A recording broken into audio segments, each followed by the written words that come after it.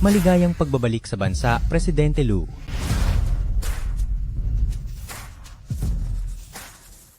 Presidente Lu? Ang babaeng may balat na rosas sa balikat, nahanap na ba siya? Presidente Lu, masyado pong mahirap ang pinapagawa ninyo. Ako. Ano po? Lagot na. Presidente Lu, ang matandang ginangpo, nagtatampo dahil sa tagal ninyong hindi pagdalaw sa kanya, ngayon po ay gumagawa siya ng testamento, sinasabing ibibigay niya ang lahat ng kanyang yaman sa isang hindi kilalang babae. Ihanda ang sasakyan. Masusunod po. Ha? 800 bilyong dolyar? Ibibigay niyo sa akin? Lola, hindi ba po ba't isa lang kayong matandang mag-isa sa buhay? Paano kayo nagkaroon ng ganyan kalaking pera? Ha ha ha. Halika rito.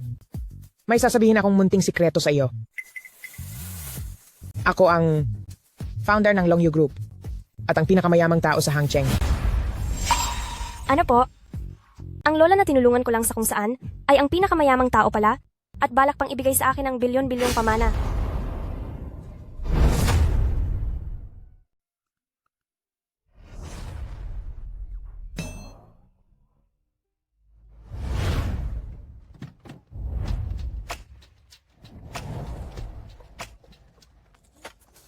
Ang mga gamit na ito, hindi ko na isusuot. Madam Lu po, kayo. Masyado kasi silang nakakasagabal sa pagbibigay ko ng flyers. Naghahanap kasi ako ng mapapangasawa ng apo ko. Heis.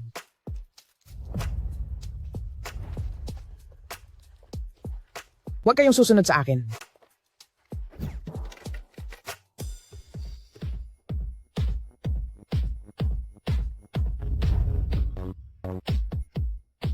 Kay ganda ng panahon, isang model ang aking apo.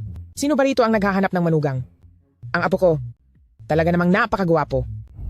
Ikaw na masamang matanda ka. Napakaingay ng speaker mo. Paano pa kami makakasayaw? Umalis ka na rito kung ayaw mong mapalayas. Ang plaza na ito ay para sa lahat. Kung pwede kayong magsayaw rito, bakit hindi ako pwedeng mamigay ng flyers? Anong para sa lahat?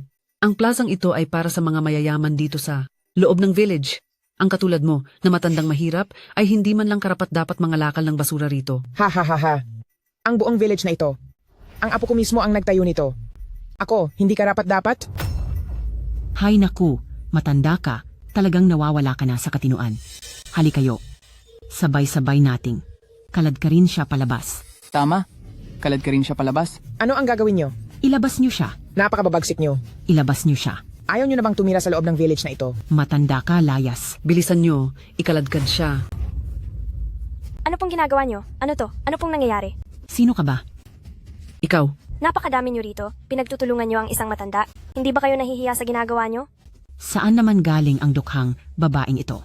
Gusto mo pang maging bida? Gusto mo bang ikaladkad din kita palabas para masaktan din kayong dalawa? Ano? Hija, marami sila. Huwag mo na akong intindihin. Umalis ka na muna. Huwag po kayong matakot. May paraan ako. Hoy! Sino rito ang sumasayaw kasama ang asawa ng may asawa? Kukuhanan ko kayo ng video at i-upload ko online? Hoy, kayong dalawa, bakit ang dikit nyo? Haha. Lola, ayos lang po ba kayo? Ayos lang ako. Nasaan po ang pamilya nyo? Ice. Ako. Isa lang naman akong matandang mag-isa na sa buhay. Wala akong maasahan. Hija, ikaw? Pwedeng sumama ako sa inyo? Po? Hindi ko akalain na matapos kong iuwi si Lola na nailigtas ko sa kalsada, magiging isang napakayamang babae pala ko. Lola po.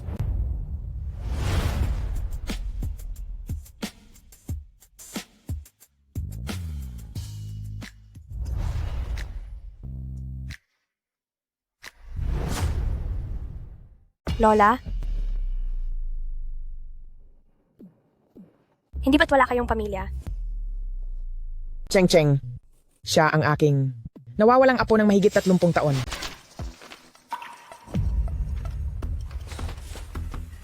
Alam ko na, kung hindi ko gagawin ang taktikang ito, hindi mo ako bibisitahin. Lola po. Huwag kang malikot, umupo ka.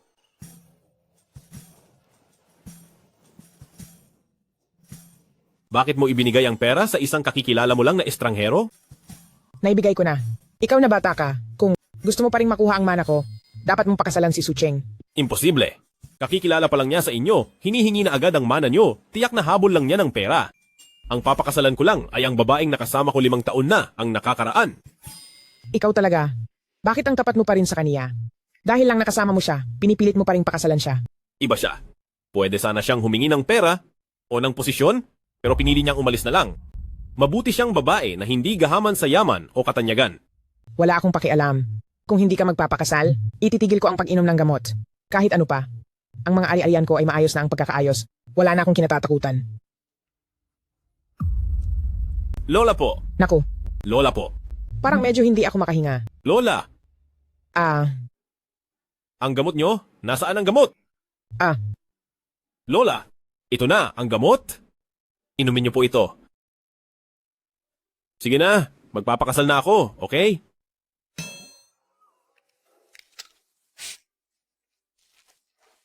Pero, kailangang makipagtulungan kayo sa akin na magpanggap na mahirap tayo. At saka, hindi ko siya magugustuhan. Kahit pa magpanggap ka na mahirap, o kahit subukan mo pa siya. Ikaw na bata ka, tingnan lang natin ang kakalabasan. Miss Sue, ang lola ko ay may demensya. Mahilig siyang mag-ilusyon na mayaman siya. Sa totoo lang, wala naman talagang mana. Bakit may mga bodyguard po rito? Mga kaibigan ko lang sila sa kalsada. Cheng Cheng, Cheng Cheng, huwag kang mag-alala. Ang apo ko ay hindi tambay lang sa kalsada. Siya ay disente at maasahan sa lahat ng bagay, marunong pa sa gawaing bahay. Mayroon siyang 8-pack abs. Halika, hipuin mo. Ay! Hindi po dapat nanghihipo kung kani-kanino. Hindi naman ito basta hipo lang. Sabi niya sa akin, nahulog ang loob niya sa iyo sa unang tingin pa lang.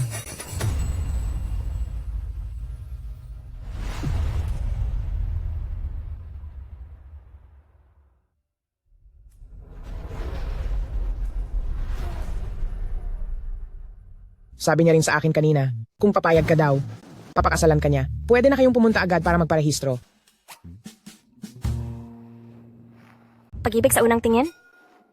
Okay lang kung ayaw mo. 30 taong gulang na ako. Marami rin akong trabaho. Wala talaga akong oras para makipag-date. Kung po pwede namang diretso na, ayos na rin magpakasal. Hindi?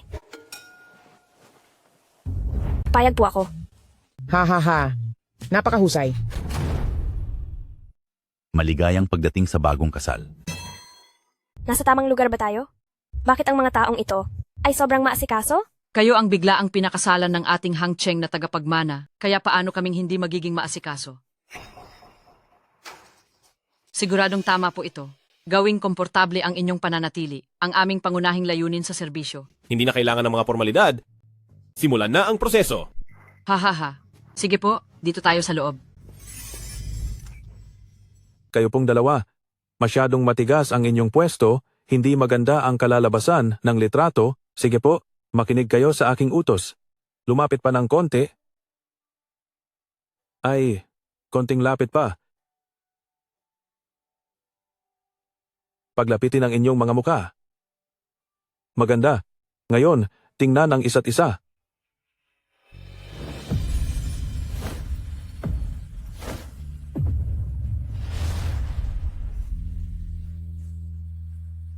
Ayos, ganyan nga. Nakasal pala ako sa taong kilala ko lang ng wala pang 1 oras at isang ganap na estranghero. Ito ang susi ng bahay ko. Pati na rin ang aking sahod. Sa iyo na ang lahat ng ito.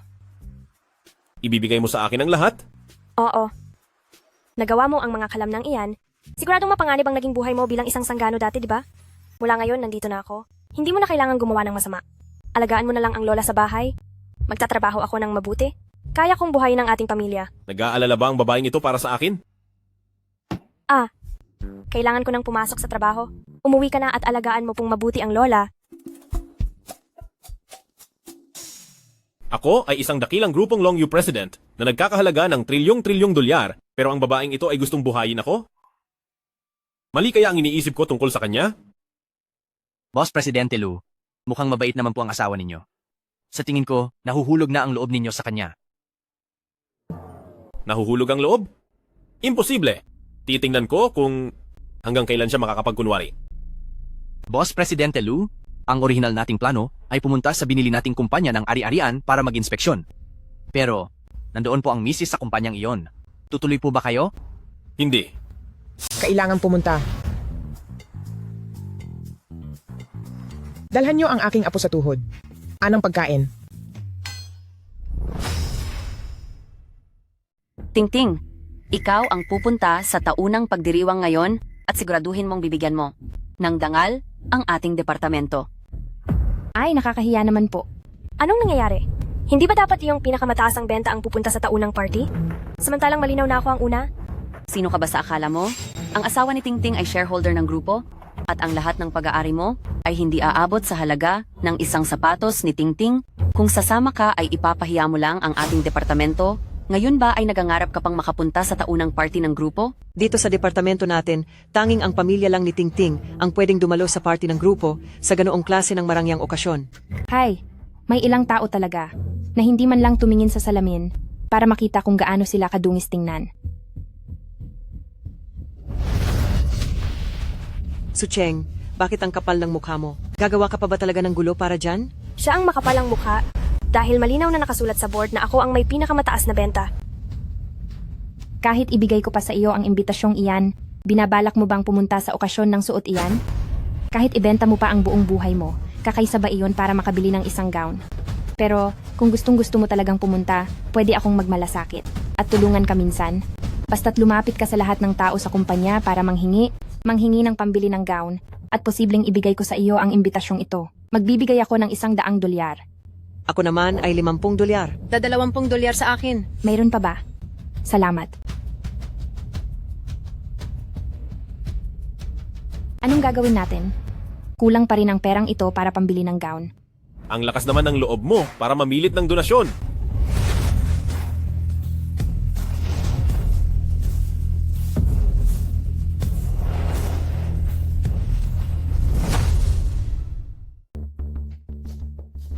Sino kayo?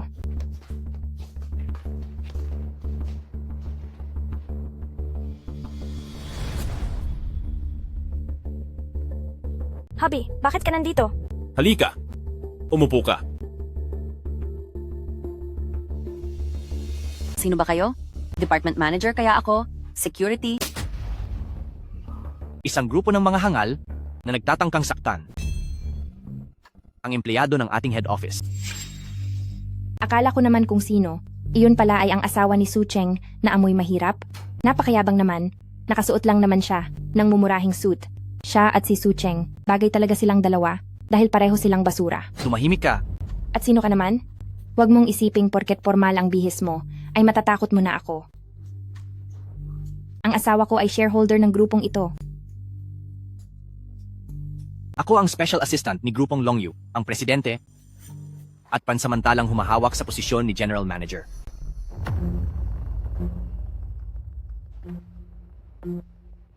Ang mga report ng kumpanya ay nirepaso ko na, at si Su Cheng ang may pinakamataas na performance.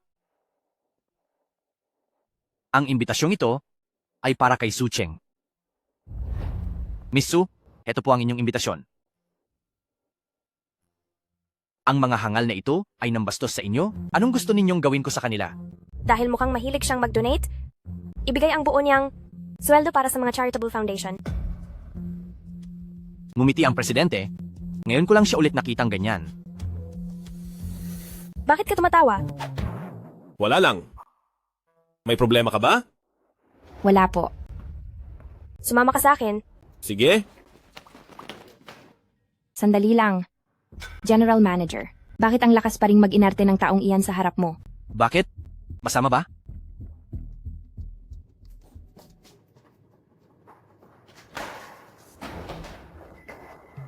Ikaw talaga, huwag mong dalhin ang ugali mong mula sa labas dito sa aming kumpanya. Buti na lang at si Special Assistant Zhao ay hindi pumatol sa iyo. Teka pala, bakit magkasama kayong pumunta ni Special Assistant Zhao dito sa opisina?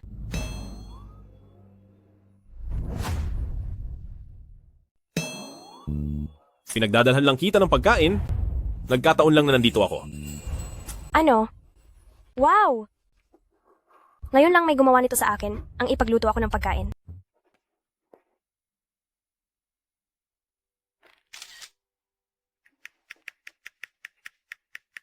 Naihatid na. Teka, kinukuhanan mo ba ako ng larawan? Ipopost mo ba yan sa social media? Magpapalit muna ako ng pose, kuhanan mo ako ulit. Ay! Ang mga lalaki talaga, hindi marunong kumuha ng litrato? Pagpasensyahan na natin?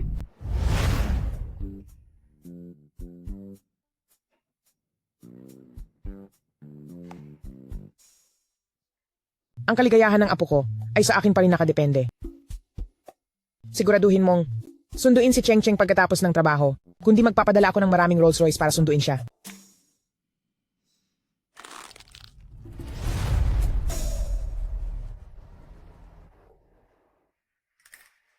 Nandito ka ba para sunduin ako mula sa trabaho? Oo? Grabe! Ang saya naman nito! Kailangan talaga ay isang kagaya mong walang masyadong ginagawa ang maging asawa para mangyari ito, kundi ang mga sabsub sa trabaho ay walang oras para sunduin ako. Haha. Ay! Naku! Ah!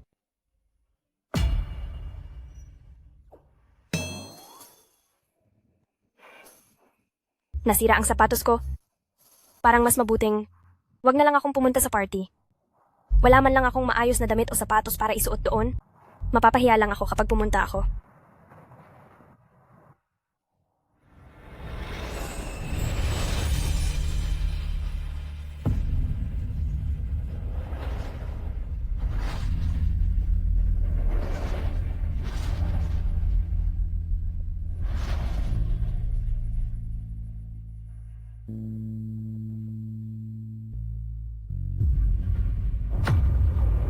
Ito ay Iniisip niya ba na pangit ako?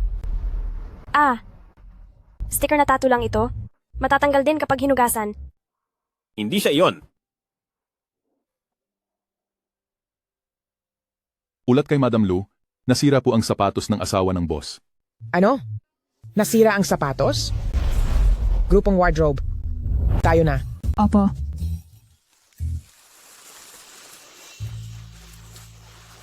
Napakalakas ng ulan. Kailan pa nagkaroon ng bagong bukas na paggawaan ng sapatos dito? Libreng gawa ng sapatos? Ngayong araw lang.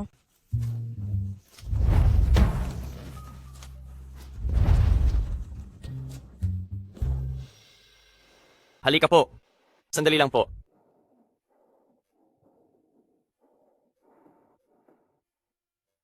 Magandang binibini. Eto na ang sapatos mo. Nagkamali yata kayo ng kinuha? Hindi po ito ang pares na dala ko. Ito po talaga iyon. Isa rin kasi akong mangarap na sapatero at gusto kong magdagdag ng disenyo sa sapatos nyo, kaya minodify ko ng kaunti. Wow!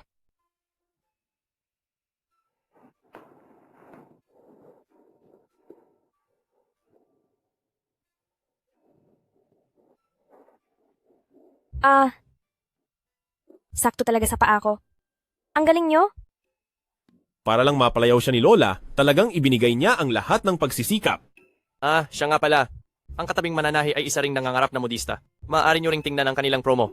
Sige.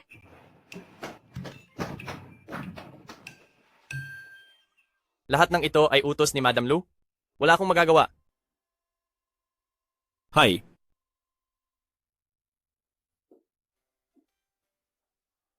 Itago nyo ito. Libre lang ang kuwintas na ito. Ang ganda ng kuwintas na ito. Pero libre lang? Peke lang yan. Peke lang po. Kaya lang ito, ganyan kakinang, dahil peke ang alahas na iyan. hay. Kunin mo na ito. Kaya naman pala. Ang kuwintas na nagkakahalaga ng $1 bilyong ay sinabi niyang peke. Mukhang hindi talaga natatakot si Lola na masira niya ito. Ingat po kayo sa pag-alis.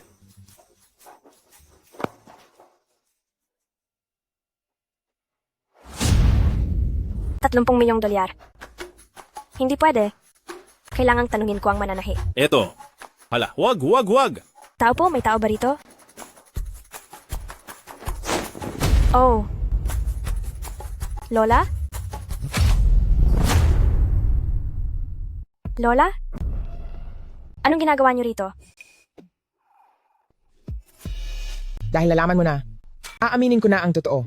Sa totoo lang, ako ay... Sa totoo lang po, magkaibigan ang aking Lola at siya, nagkukuwentuhan lang sila rito habang umiinom ng grape juice. Pero ang mga alahas ni Lola, mukhang napakamahal po. Hindi po mahal yan. 50 piso lang, binili lang sa tabi-tabi. Naku, Cheng Cheng, lahat ng ito binili ito ni Chiwan para sa'yo. Hindi mahilig si Lola na magsuot ng ganitong mga bagay, kaya sa iyo na lang ito. Bakit po may tag na presyo ito? Ang tag na iyan. Ako ang mismong gumawa niyan. Dinagdagan ko talaga ng maraming zero. Para magmukhang mamahalin, wag mo na lang intindihin. Nako, anak, wag mo na masyadong isipin.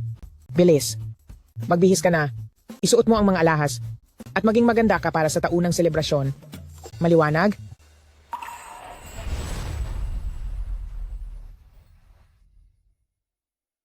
President, sa ganitong paraan ay hindi nyo kailangang ibunyag ang inyong pagkatao pero makikita nyo pa rin si Mrs. na engrandeng darating.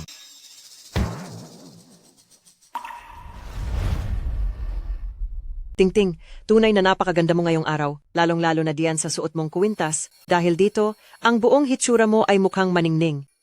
Napakaswerte talaga ng asawa ni Tingting dahil nakapangasawa siya ng isang napakagandang babae. Sandali lang, siguro naman ay makikita natin siya mamaya, di ba? Siyempre naman.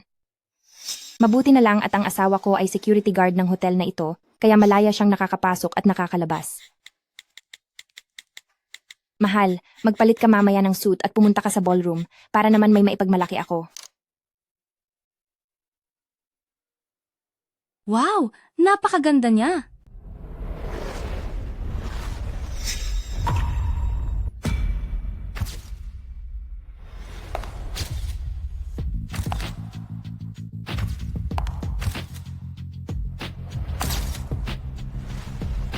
Ang ganda naman, anak kaya siya ng sinong mayaman.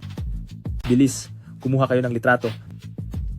Magandang araw, miss. Ako po ang Master of Ceremonies.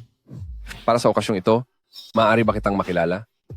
Nagrenta lang naman siya ng damit, kahit alahas ay wala siyang pambili. Anong ikinasisikat niya? Lagot? Nakalimutan kong isuot ang kwintas. Cheng Cheng, Lola, bakit po kayo nandito? andito ang Lola para ibigay ang iyong kuwintas. Lola, bibigyan kita ng kuwintas. Salamat po, Lola. Halika. Hindi ba't yan ang tanging gawa ni Master Wu Daozi, ang Zhuang Xiaomeng DA? Isa lang iyan sa buong mundo at nagkakahalaga ng $1 bilyong. Lola, ito ay...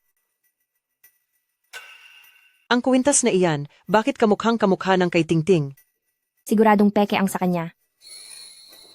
Ay, Hala, hoy, matandang babae. Alam mo ba kung anong klaseng okasyon ito? Hindi ito para sa mga taong mababa ang katayuan. hahaha. Isa lang naman itong annual party. Kung hindi lang dahil sa pagbibigay ko ng kuwintas sa manugang ko, hindi ko pag-aaksayahang pumunta rito. Kuwintas? Nakuha mo pang banggitin ang kuwintas? Ang grupong Long Yu ay laging rumerespeto sa copyright. Tapos naglakas loob kang magsuot ng peking kuwintas dito? Ha, iyang sa iyo. Ang peke. Kalokohan. Ako ang asawa ng stockholder ng grupong Long Yu. Paano ako magsusuot ng peke? Anong stockholder?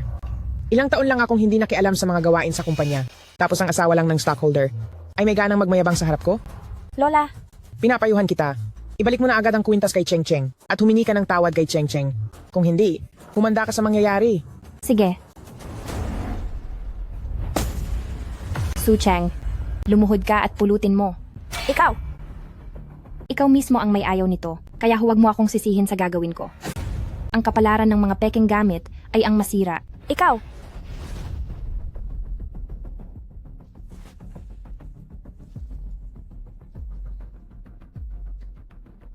Cheng Cheng, huwag kang malungkot.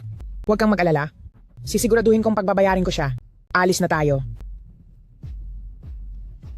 May mukha pa kayong pumasok sa banquet hall? Gusto nyo lang makikain at makiinom? Sige, pagbibigyan ko kayo. Ngayong araw, pagsisilbihan ko ang matandang babaeng ito ng isang matinding leksyon. Anong ginagawa mo? Bitawan mo ako. Bitawan mo ako. Hindi maaari. Tigil. May hika ang lola ko. Tumigil kayo. Lola. Tigil. Lola! Wag po. Bitawan niyo ako, bitawan niyo ako. Mapapahamak siya sa ginagawa niyo. Matandang babae lang naman siya. Walang kwenta ang buhay niya.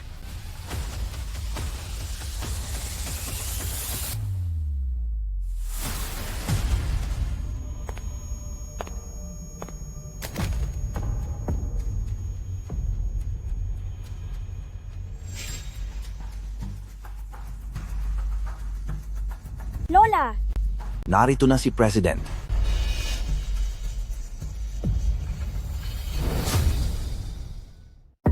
Nandito na ang President. Lola, Lola, bilis bumangon ka.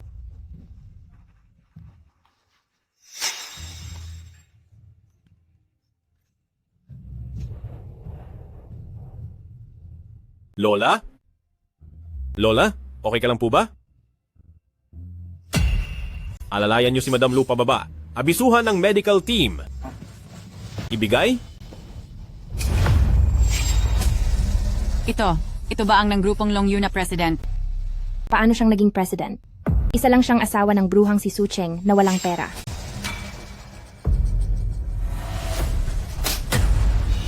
Sino ang nagbigay sa'yo ng lakas ng loob na magsalita ng ganyan sa president?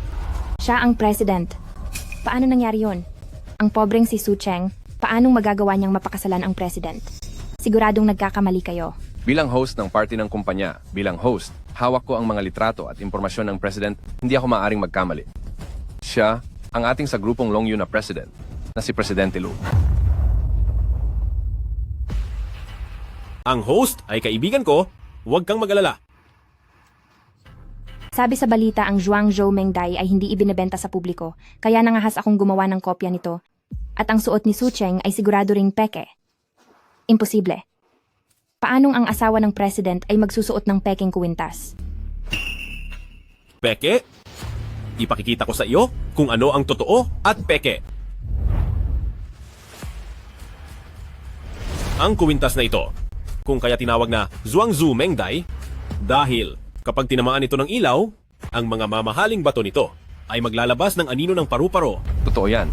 Ang gawa ni Master Wu Daozi ay tinatawag na sining ng liwanag at anino. Ang bawat likha niya ay may natatanging anino. Yung sa iyo, may lakas ka bang ipakita para suriin? Bakit ko gagawin yun?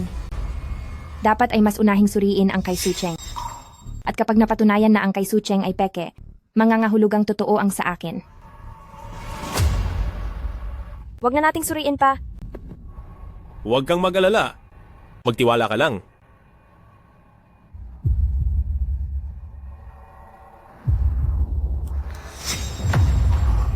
Ito nga talaga ang likha ni Master Wu Daozi na Zhuangzhou Mengdai. Ito. Paano itong nangyari? Bakit ang kwintas na ito ay totoo ba? Hayaan mo na. Makikisakay muna ako sa laro niya. Ding ting ting. Nangyari na ang nangyari. Ano pang gusto mong sabihin? Ting-ting, ibig mo bang sabihin, ay talaga bang peke ang suot mo? Paano namang mangyayari na peke ang suot kong kwintas? Mas pinaniwalaan mo pa ang dukhang si Su Cheng kaysa sa akin. Pero po, ang kwintas na ito ay talagang may aninag ng paru-paro. Siguradong may sira ang ilaw na iyan. Kahit ano pa ang itapat ay magkakaroon ng aninag ng paru-paro. Kung ganoon, dahil sinasabi mong may sira ang ilaw ko, bakit hindi? Ang kwintas mo ang gamitin natin para masubukan. Oo nga. Pero bakit parang takot ka yata? Kung ang kwintas ng hampas lupang si Su Cheng ay pumasa sa pagsusuri, ibig sabihin ay sira ang ilaw at magpapakita ng aninag ng paru-paro sa kahit ano. Bakit ako matatakot? Akin na ang ilaw, ako na ang magsusuri nito. Mahal ko, ibigay mo sa kanya. Ako, eto. Nakalimutan mo na ba ang sinabi ko? Magtiwala ka sa sarili mo. Opo.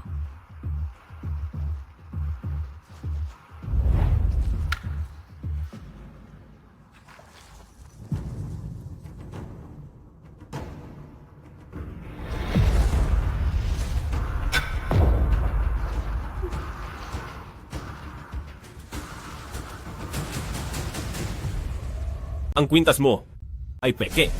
Ikinakahiya ka ng departamento natin? Akalain mong nagpapanggap kang isang mayaman.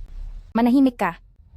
Hindi kita idedemanda dahil sa pagsusuot ng peke dito sa handaan. Subalit, dahil sa pagkasira ng kwintas ng asawa ko na nagkakahalaga ng $1 bilyong, paano mo ito babayaran? Babayaran ko, hindi sa wala akong pambayad.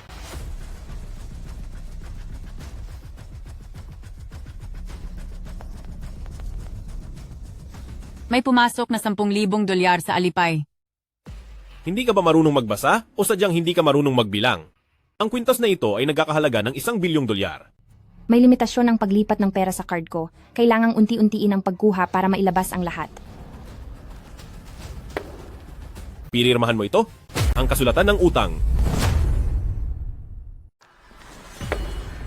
Pirmahan mo ito. Isang promissory note. Anong ibig mong sabihin? Hindi naman sa hindi ako magbabayad, pero bakit kailangan pa ng promissory note? Siyempre, dahil ang promissory note ay may bisa sa batas. At ang pagkatao mo ay hindi ko masyadong pinagkakatiwalaan. Pwede mong itanong kung sino rito ang gustong maging garantiya mo?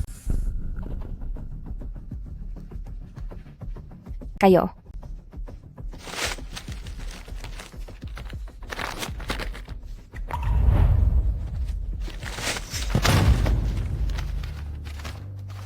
Sige, magsanay ka pang magsulat sa susunod. Napakapangit ng pirma mo. Hindi lang ito basta promissory note para na itong habambuhay na pagkakatali sa utang. Sigurado, pati mga magiging anak at apo niya ay kailangang magtrabaho para mabayaran yan. Sino ba kasi ang nagsabi sa kanyang magbulag-bulagan? Lakasan ng loob na apihin ang asawa ng presidente. Pagkatapos ng araw na ito, hindi ako magbabayad at tingnan natin kung ano ang magagawa nyo. Subukan mong hindi magbayad. Humanda kang makatanggap ng subpina galing sa korte. Deng ting ting, isang babaeng katulad mong gustong-gusto na sumama sa mga alta? Siguro naman ay ayaw mong maging mukhang balasubas? Nagkakaisang panig kayong dalawa. Anong ibig ninyong sabihin? Ang asawa ko ay isang stockholder ng grupong Longyu. Paparating na siya rito. Paano mangyayaring hindi kami makakabayad? Sino ang nang-aapi sa asawa ko?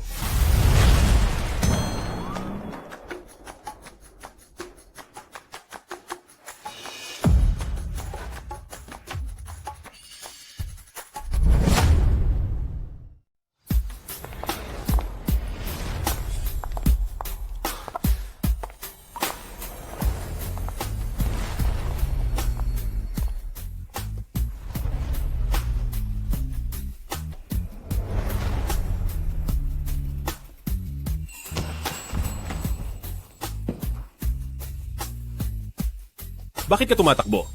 Isang shareholder si Deng Tingting asawa? Pakarating lang nila, paano kapag nakilala ka nila at nalamang hindi kang tunay na president? Dahil lang doon, ay kinaladkad mo na ako palabas? Ano pa ba dapat? Baka mamaya, iyong nakuha nating $10,000 ay biglang mawala na lang?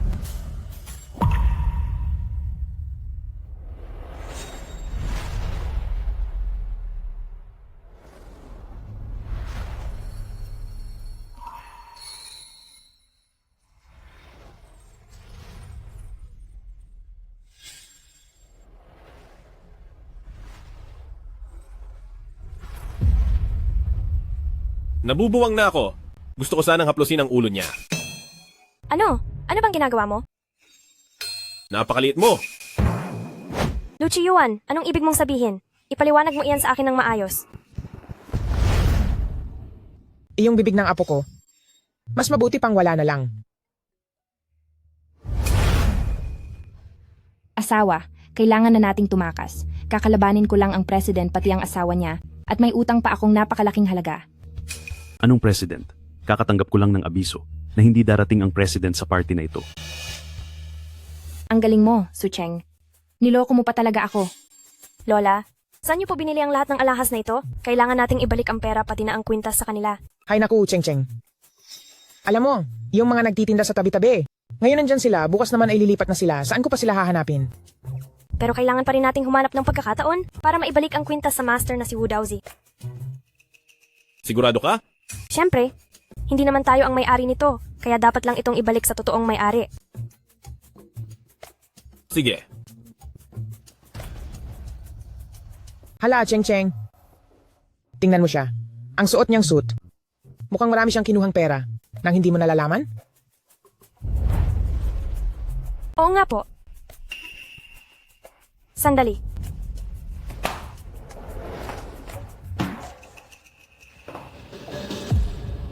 Luchi Yuan, mayroon ka bang itinatago sa akin? Tingin ko? Hindi ko na ito maitatago. Sa totoo lang. Ang totoo niyan, pumunta ako sa hotel para tumulong sa kusina. Itong suot kong damit, uniforme rin ito sa trabaho sa hotel. At yung mga bodyguard, sila rin yung dati kong mga kaibigang siga, sideline lang nila. ang pagiging security. Mukhang hindi pa sapat ang perang binibigay ko sa'yo para sa gastusin. Sa bahay, hindi mo lang pinagluluto kami ni Lola, kundi kailangan mo pang magtrabaho sa hotel? Siguradong pagod na pagod ka na, di ba? Huwag kang mag-alala.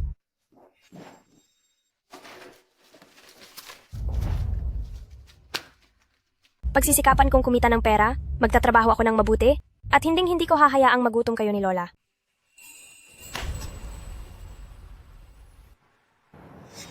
Miss Sue, kanina pa po kayo hinihintay.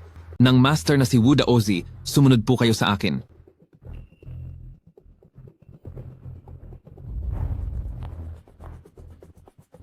Elder Wu, narito na po siya. Po? Kayo po ba talaga ang master na si Wu Daozi? Nakita ko na po kayo sa mga magazine. Sumakay ka na. Sige po.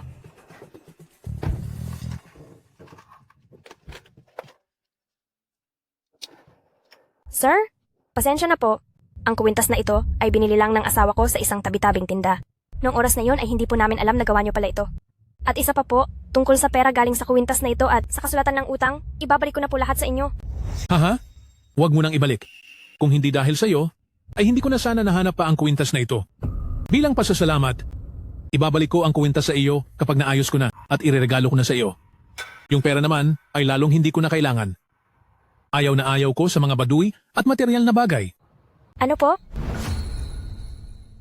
Taglay mo ang parang sa bulaklak ng trumpet vine ang matatag na determinasyon at ang pagiging matibay, kaya naman nakahanap ako ng maraming inspirasyon sa disenyo. Kaya ang mga ito ay ibinibigay ko na sa iyo bilang regalo. Wag po, hindi po pwede. Masyado pong mahalaga ang mga ito. Pagdating sa inspirasyon, ang mga bagay na ito ay walang halaga. At ikaw, huwag ka nang tumanggi. Pagkatapos kong ayusin ito, uutusan ko ang assistant ko na personal itong ihatid sa iyo. Kung gayon, maraming salamat po kay Ginoo.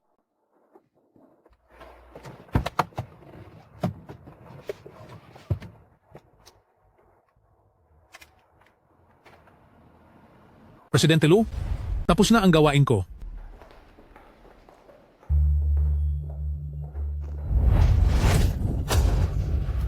May problema ka ba? Alam mo ba na ang ginagawa mo ay lubhang mapanganib? Sucheng, napakagaling mong magpanggap. Nagpapanggap ka pa rin hanggang ngayon na ikaw ang asawa ng boss. Hindi naman talaga pumunta ang boss sa piging kahapon. Pinaglalaruan mo lang kami. Nasisiyahan ka ba? Ha?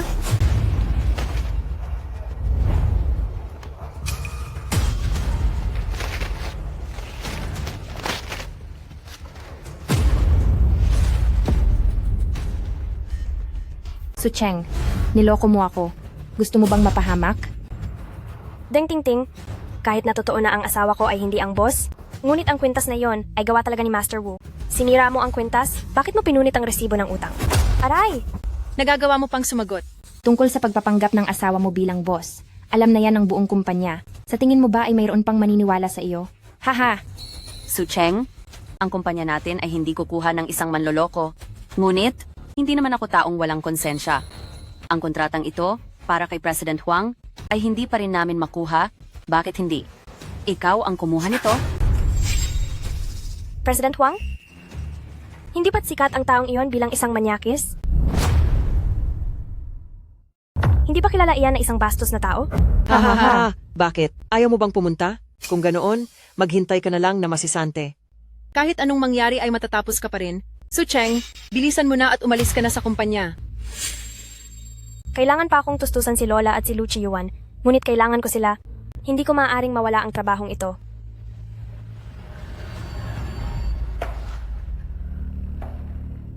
Sige. Pupunta na ako kay President Huang.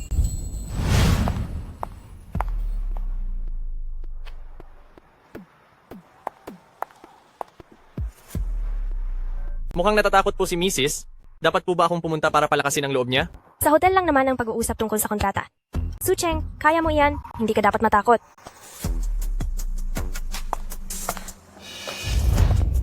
Hindi maaari? Hindi maaari? Ang pakikipag-usap sa hotel ay parang hindi tama pakinggan? Wag na lang kaya. Umalis na si Mrs. Mukhang balak na niyang tumigil. Para kay Lola at kay Lu Chiyuan, Sucheng, hindi ka dapat matakot. Nagbalik muli si Mrs. Marahil ay pinalalakas na niya ang sarili niyang loob.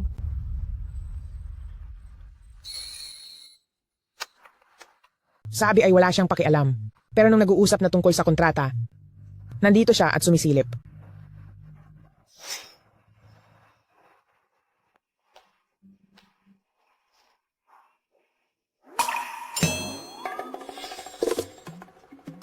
Hindi ba iyon ang lalaki sa baba na gumagawa ng sapatos?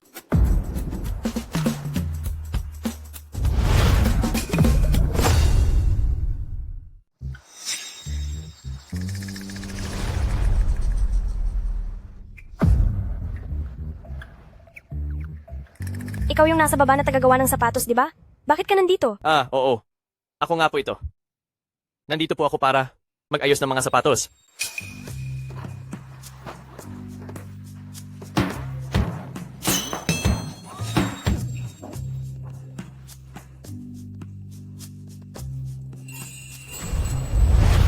Sige, okay. Mamayang gabi. Mamayang gabi. Aalagaan kita ng gusto.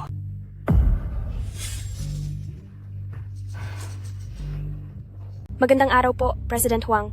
Ako po si Su Cheng mula sa Design Department ng Longyu Real Estate. Nais ko po sanang pag-usapan ng mga detalye ng kontrata. Lakasan mo. Hindi kita marinig. Ako po si Su Cheng mula sa Design Department ng PN03. Lumapit ka rito.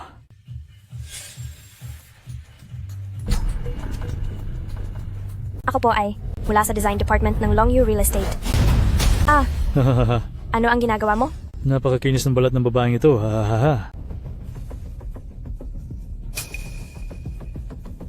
Amo, hindi pa po namin makita ang eksaktong kinaroroonan ni Mrs. President Huang, matuto kang rumespeto. Naparito lang ako para pag-usapan ng kontrata. Pag-uusapan ng kontrata, kliyahan mo muna ako masiyahan sa'yo bago tayo mag-usap. Kapag hindi ka tumigil, tatawag na ako ng pulis. Pulis? Ang kwartong ito ay mayroong signal blocker kaya hindi ka makakatawag. Neng, walang babaeng nakakalis dito nang ganun-ganon na lang. Lumapit ka na ng maayos. Saklolo, tulong! Saklolo po! Tigil. Tigil. Saklolo!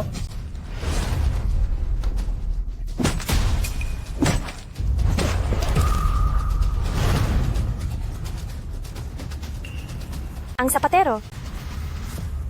Madam, paumanhin po at pinag-alala ko kayo. Hindi ba't sapatero ka lang?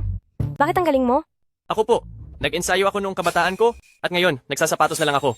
Nasa kabilang pinto lang po ako, narinig ko kayong sumigaw, kaya pinuntahan ko po kayo. Nagawa mo akong saktan?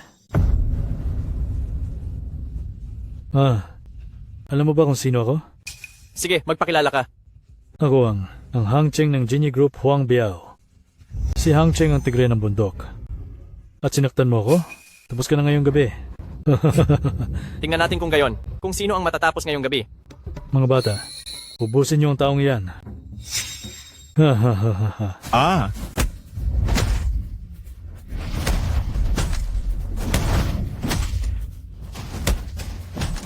Wow! Sino pa? Mga inutil, humanda ka sa akin.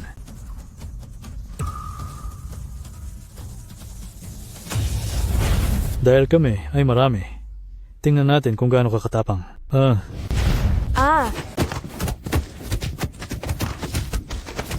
Young Master, hindi ko na kaya ito. Pumunta na kayo dito. Akala ko ba magaling ka? Lumaban ka ngayon. Nandadaya kayo dahil marami kayo. Munti ko nang makalimutan ang babaeng ito. Anong gagawin mo? Umalis ka riyan. Saklolo. Sino ang nangangahas na lumapit sa babae ni Lu Chiyuan?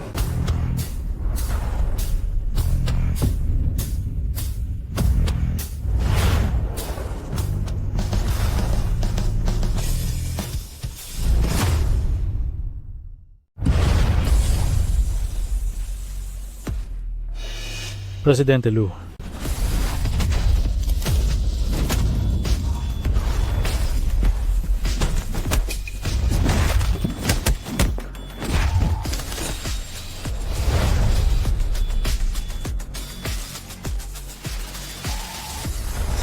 Sabihin mo sa akin, Alin sa mga kamay mo ang humawak sa kanya? Presidente Lu, nagkamali po ako. Talagang hindi ko alam na siya pala ang babae niyo. Kung alam ko lang, paano ko yun magagawa? Natakot ka ba? Sila. Bakit Presidente Lu ang tawag nila sa iyo? Mali lang ang narinig mo. Ang hayop na iyan. Kung ano-ano ang sinasabi. Eh ang mga bodyguard na ito? Mga kaibigan mo ba sila noong nasa masamang gawain ka pa? Oo. Kahit na nagbago na ako, nananatili pa rin silang tapat sa akin. Ang husay talagang mag-imbento ng kwento ni Amo. Pero iyong sapatero, pagkatawag pa lang niya ng amo, ay dumating ka na? Lu Chiyuan, nahulaan ko na ang lahat? Tandaan mong tayo ay mag-asawa sa pangalan? Bakit mo ito nililihim sa akin? Lagi silang tumatawag ng Presidente Lu? Tapos tawag pa nila sa iyo ay amo? Huwag mong sabihing ikaw ay... Tinatawag ka nilang Presidente Lu. Tapos tawag din sa'yo ay, Sir? Hindi kaya? Hindi kaya ikaw ay isang uri ng gigolo? Yung sa mga bar? Hindi. Ay naku, huwag kang mag-alala. Hindi naman kita huhusgahan. Ngayong, nagbago ka na ng buhay. Basta't, sa susunod, huwag ka nang bumalik sa dati mong ginagawa, ayos na yon.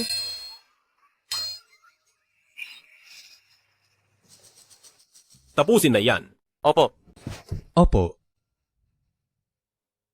Umuwi na tayo. Hemp. Sabihin mo na kung may kailangan ka. Pwede ba kitang pakiusapan ng isang bagay? Siguradong napansin ng babaeng ito na isa akong makapangyarihang tao, kaya magsisimula na siyang humingi ng pera. Sige, sabihin mo. Pwede mo ba? Akong turuang lumaban? Ano? Yun lang? Opo. Dito sa mundo, ang mahihina ay palaging tinatalo ng malalakas. Ang lakas ng kamao. Ang tanging totoo. Sa susunod, kung makakainkwentro man ako uli ng taong gaya ni President Huang, ay gaganti ako ng left hook at right hook.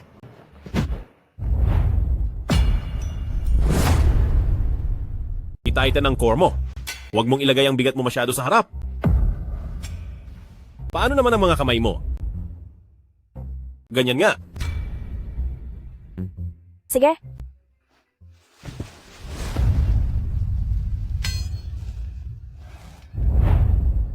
Sa sandaling magpakita ka ng takot, talo ka na.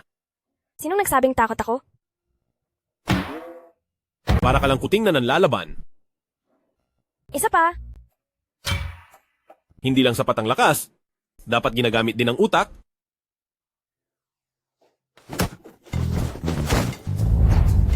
Ang tawag dito ay pagsorpresa sa kalaban. Matalas ang isip mo at mabilis din ang galaw mo. Pero, Teka, wag na wag mong liliitin ang iyong kalaban. aray! Masakit! Ang sakit! Oh? Ang tawag dito ay diskarte ng manlilin lang. Hala! Pasensya na, sorry talaga. Hindi ko sinasadya. Maayos lang ako. Ako na, ihipan ko ang masakit.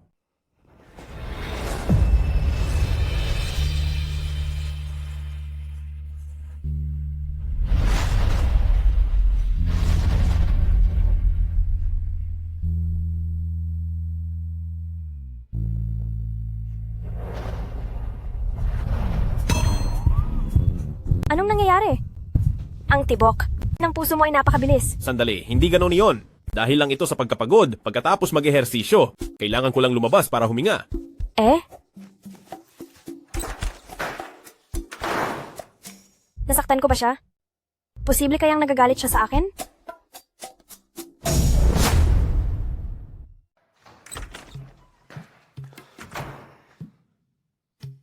Parang may kakaiba sa katawan ko.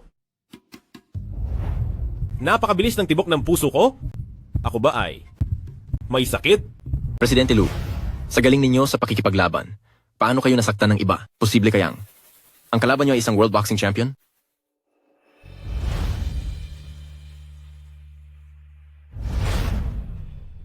Huwag kang magtanong ng hindi dapat.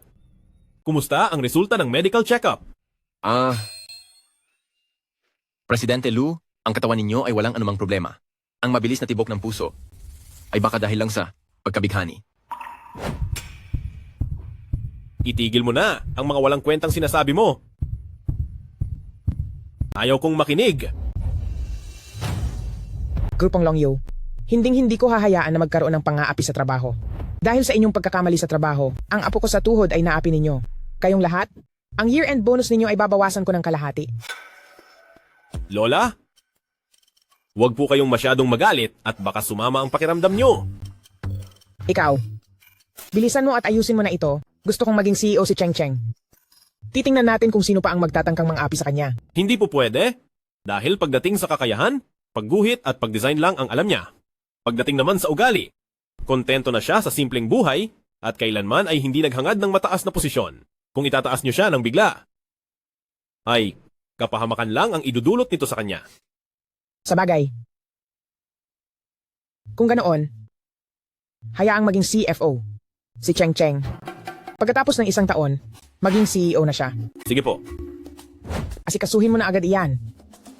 Su Cheng? Nangahas ka pang saktan si President Huang? Ngayon din ay magligpit ka na ng gamit, lumayas ka na rito. May gana ka pang saktan si President Huang? Huwag na nating sundin ang proseso. Ngayon din, kunin mo na ang lahat ng gamit mo at umalis ka na dito. Dinedepensa ko lang ang sarili ko. Ikaw? Sino ba ang nakikipagkontrata na hindi kailangan ng kaunting pagdidikit ng balat? Dahil ginalit mo si President Huang, paano pa makikipag-ugnayan ang design department natin para sa iba pang pakikipagtulungan? Dahil nawala ang kontrata sa President Huang, kukuha ako ng iba pang mga kontrata para bawiin ito. Bawiin? Anong ibabayad mo para mabawi iyon? Security? Kaladkarin niyo siya palabas? Wag na! Ang kumpanyang ito na pinagsasamantalahan ng mga empleyado, ayaw ko na ring manatili pa rito.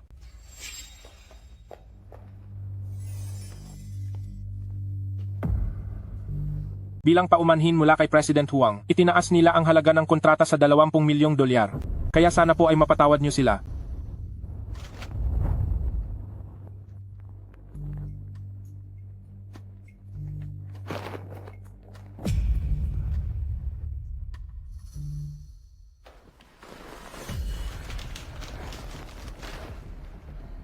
$20 milyong nga. Su Cheng, paano mo nagawa iyon? Siguradong ginamit niya ang kaniyang sarili para dito. Napakawalang hiya talaga. Pinapayuhan kitang mag-ingat sa mga sasabihin mo. May gana kang saktan ako? Hawakan niyo siya. Anong ginagawa niyo?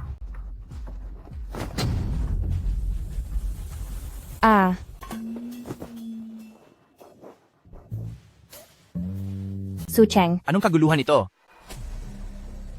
Special Assistant Zhao, sobra na ang ginagawa ni Su Cheng.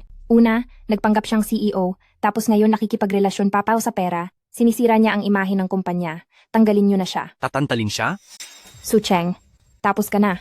Ibabasura ka na ng grupong Longyu sa buong industriya. Hindi lang sa hindi matatanggal si Su Cheng, kundi mapopromote pa siya sa grupong Longyu bilang CFO ng Real Estate Division. Ano?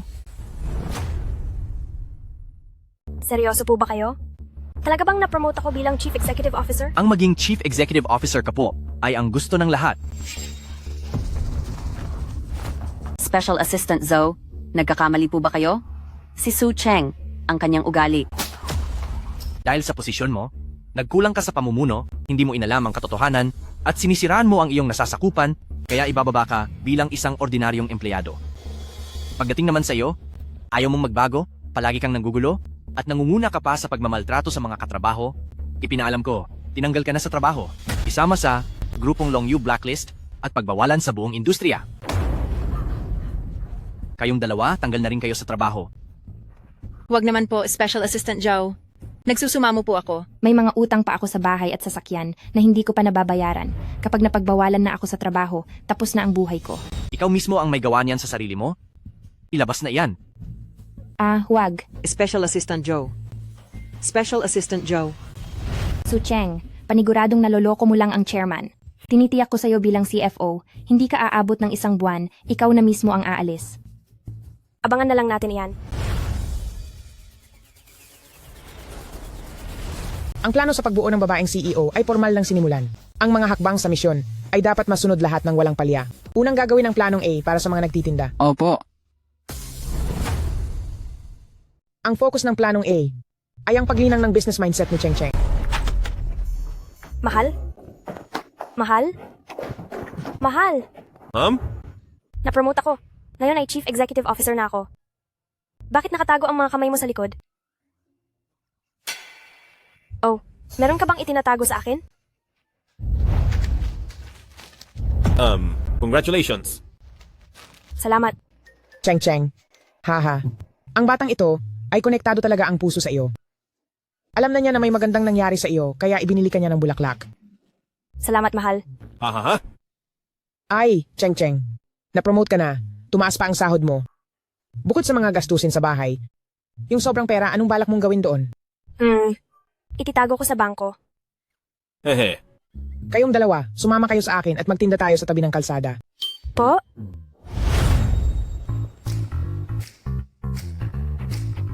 Dito, sa kanto, ito ang unang pwesto. Siguradong maganda ang benta. Cheng Cheng, kapag namamasyal ka, bibili ka ba agad sa unang tindahang makikita mo? Parang hindi po. Sa umpisa, laging iniisip ng mga tao na may mas mainam pa sa unahan. Pero kapag malapit na sa dulo, iniisip naman nila na wala nang mas maganda sa likod. Kaya, ang una at huling 1/3 ng kalye, ang siyang pinakamagandang pwesto. Wow! Luchi Yuan, ang galing mo po, alam mo lahat ng iyan? Simpleng panuntunan lang iyan ng 1/3 rule. Sa libro lang niya nakuha iyan. Huwag mo siyang hangaan. Sa totoo lang, Ayan. andito iyon. Ang mga nagtitinda ay dapat nakakaunawa sa psychology ng mamimili. Gayun din. Sa parehong paraan, ang nagpapatakbo ng kumpanya ay dapat nakakaunawa sa damdamin ng mga manggagawa. Ang puso ng manggagawa. Gamay na gamay ko iyan. Pagbalik ko, bibigyan ko ang buong kumpanya ng 3 araw na bakasyon. Bawal iyan. Ang focus ng planong B ay ang turuan si Cheng Cheng ng pamamahala ng kita. Nandiyan na pala si Cheng Cheng. Bilis, tulungan mo ako, itong mga accounts. Hindi ko na makompute ng tama. College student ka, siguradong alam mo ito. Halika. Cheng Cheng, ito ang kinita ng sastreng ito nitong mga nakaraang taon para sa pag-unlad ng negosyong ito. Tingnan mo, ang lahat ng kinita, paano kaya ang magandang hatian nito?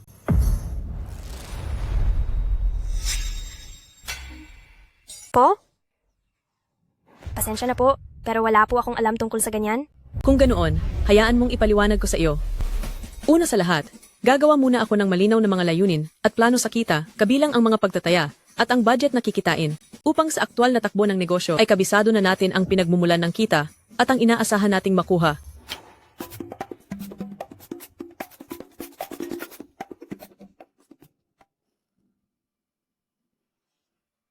Iyon lang naman ang mahalaga. Nakuha ko na po. Ngunit, ang lahat ng ito, hindi ba ay alam nyo na po ito? Oo naman, hindi ba't sabi nila, ang pinakamabisang paraan ng pagkatuto ay ang ituro ang kaalamang iyon sa ibang tao? Salamat, Cheng Cheng. Dahil dito, ay may natutunan akong bago. Ha? Ang punto ng misyon para sa planong C. Ang mga taong malakas ay hindi na kailangan pang magpaliwanag. Anong klaseng pag-aayos ng sapatos ito? Puting sapatos pero naging itim sa pag-aayos mo. Ito ba ang itinuro ko sa iyo? Sinunod ko lang po ang utos niyo. Ganito ba ang pagtuturo kong ginawa sa iyo? Bakit kayo nag-aaway? Itong si pangunahing apprentice kasi. Akala mo ay kung sino mas magaling. Kaysa sa akin sa paggawa ng sapatos, ayaw na sumunod sa mga utos. Anong dapat nating gawin sa kanya? Bakit hindi po kayo magkaroon ng kompetisyon kay pangunahing apprentice para makita kung sino ang mas bihasa? Hindi maaari iyon. Ang paggawa ng sapatos ay usapin ng kakayahan at sining. Hindi ito parang pakikipag-away na mananalo ka lang kapag pinabagsak mo ang iba. Hahaha. Ikaw ang guro at ikaw rin ang boss. Gaano man siya kagaling, lahat iyon ay galing sa itinuro mo. Gaano man kalaki ang kinita, dahil pa rin iyon sa magaling mong pamumuno. Pangunahing apprentice, kung tingin mo ay mas magaling ka na sa amo mo, bakit hindi ka magbukas ng sarili mong negosyo? Tanging ang mga mahihina lamang ang nangangailangan ng kompetisyon at pagpapatunay. Ang mga malakas ay hindi na kailangan pang magpaliwanag. Ang nakakapigil sa ibang tao ay hindi ang iyong talento, kundi ang iyong kapangyarihan. Tara na! Tapos na ang leksyon para sa araw na ito.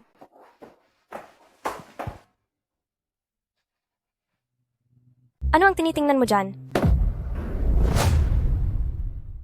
Anong ginagawa mo? Bakit mo pinatay ang computer? Naglalaro lang ako ng Plants vs. Zombies, natatakot kasi ako. Naisipin mong nagpapabaya ako sa trabaho. Kung ayaw mong maniwala, tingnan mo.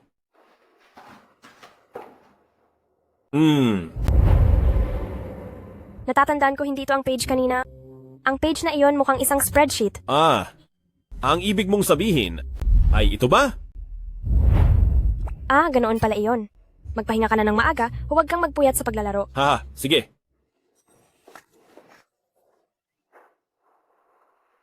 Sige, magkunwari kang mahirap. Siguradong mapapagod ka niyan.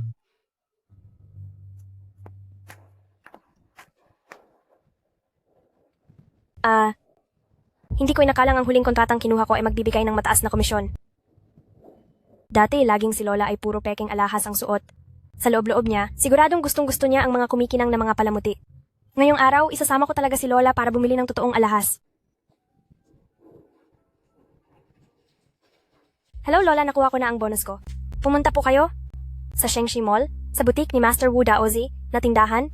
Bibilhan ko po kayo ng regalo, pupunta na ako doon para hintayin kayo. Bagay na bagay po ito sa inyo, subukan niyo po. Wow! Si Master Wu Daozi ay talagang mahusay.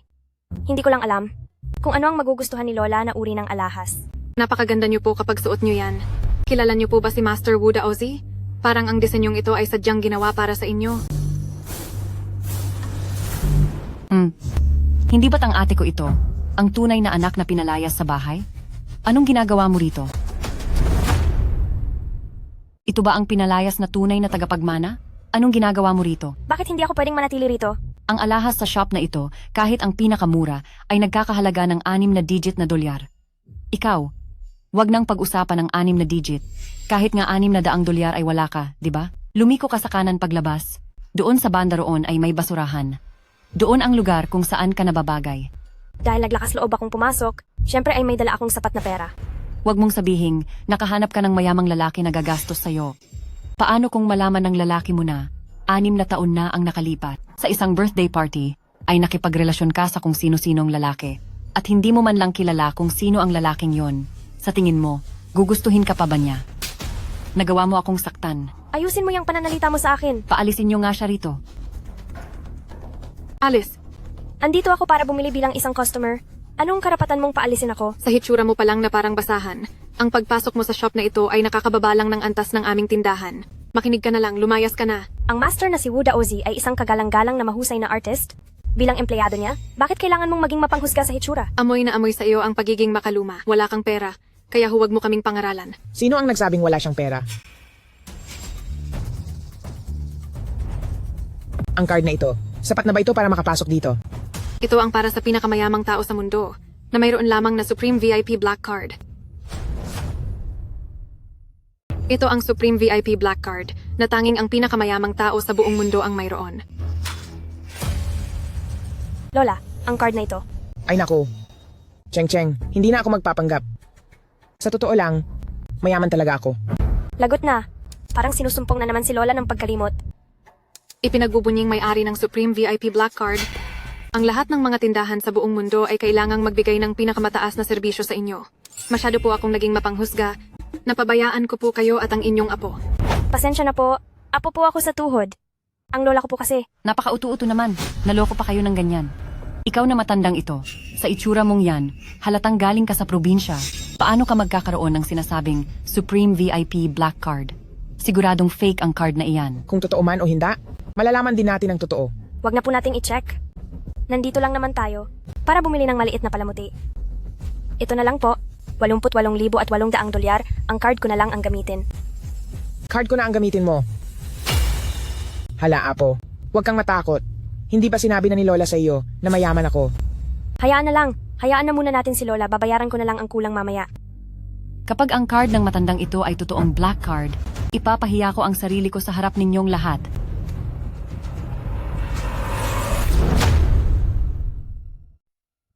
Hindi makilala? Hindi ako nagsisinungaling sa iyo. Silang dalawa ay mga manloloko. Pasensya na po. Ang lola ko, medyo matanda na po siya, at medyo naguguluhan na ang isip. Nagdala ka pa ng baliw na matanda para gumulo rito? Ha? Alam niyo ba kung magkano ang kinikita ng tindahang ito sa loob ng isang araw? Wala akong oras dito para makipag-asaran sa inyo. Apo na babae. Huwag kang masyadong magpakababa. Hindi malabo ang isip ko. Tunay na black card ito. Tatawagan ko lang si Wu Daozi. Hello? Si Wu ba ito? Nandito ako sa tindahan mo sa Shengshi. Madam Lu? Madam Lu? Bilis, pumunta tayo sa tindahan sa Shengxi. Tumatawag kay Master Wu? Sa pagkakaalam ko, ang ganitong black card sa buong Hangcheng ay iisa lang ang meron. Nasa kamay iyon ng napaka-misteryosong na si Presidente Lu. Ibig mo bang sabihin, ikaw si Presidente Lu? Ha ha ha ha. Pasensya na. Pero ako ang lola. Ni Presidente Lu. Ha ha ha ha ha ha. Wag po kayong masyadong maingay, ma-stress niyo si Lola. Lola, wag mo na silang pansinin. Tayo na. Su Cheng, ang matandang ito ay may sakit na sa pag-iisip. Pati ba ikaw nawalan na rin ng bait? Ang ganitong matanda, ituturing mo pang parang ginto na pinoprotektahan mo? Masyado ka nang nalilito, no? Papatalsikin ko ang pagkalito mo. Lola. Cheng Cheng, napasok ka ba? Kayo, ang lakas ng loob ninyong. Sakta ng apo na babae ko. Ano naman ngayon? Kayong dalawang galing sa hirap. Security. May nanggugulo rito. Ilabas niyo sila. Tigil! Tumigil ka.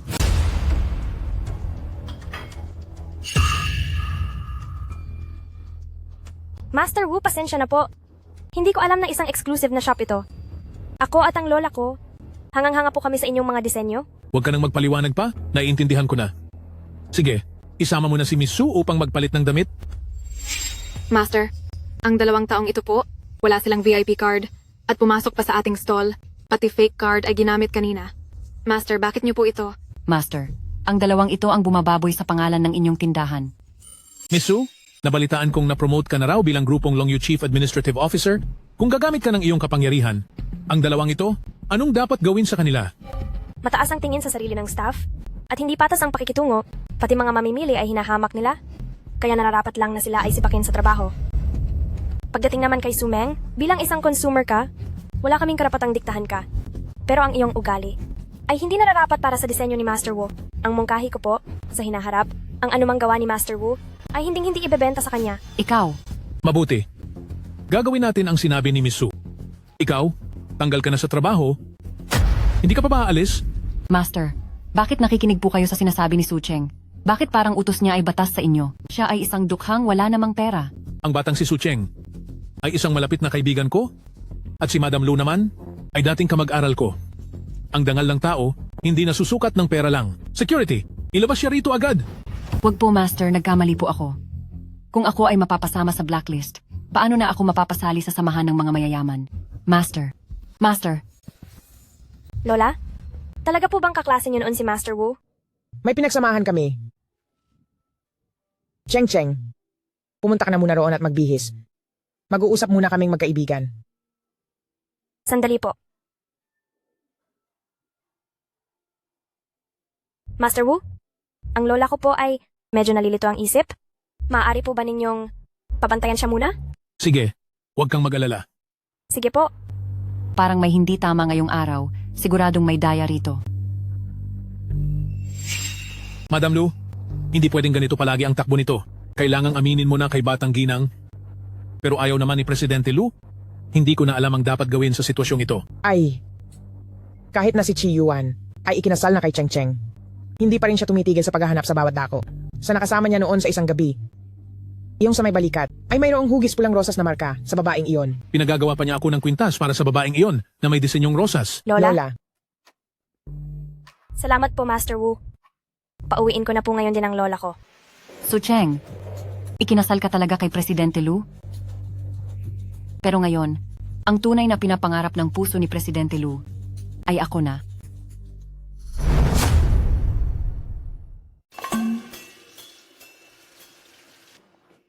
May magnanakaw. Lola, wag po kayong matakot.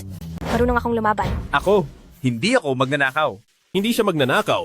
Siya ay nandito para hulihin ang mga lobster. Tama po. Ang mga lobster sa hotel namin ay nakawala. Kaya hinuhuli ko silang isa-isa. Kailangan ko na pong pumunta sa kabilang bahay para maghanap. Dahil sabi niya ay hindi naman pala siya magnanakaw. Kampante na ako. Apo ko, ang husay mo pala sa pagluluto ngayon. Natuto ka na rin mag-ukit ng pagkain. Sandali. Itong ukit na to, hindi kaya. Iyon ang gawa ng kusinero kanina. Nagbibiro po ba kayo? Siyempre, ako ang nag-ukit niyan. Cheng Cheng, samahan mo si Lola maghugas ng kamay para kumain. Opo. Tayo na po, Lola.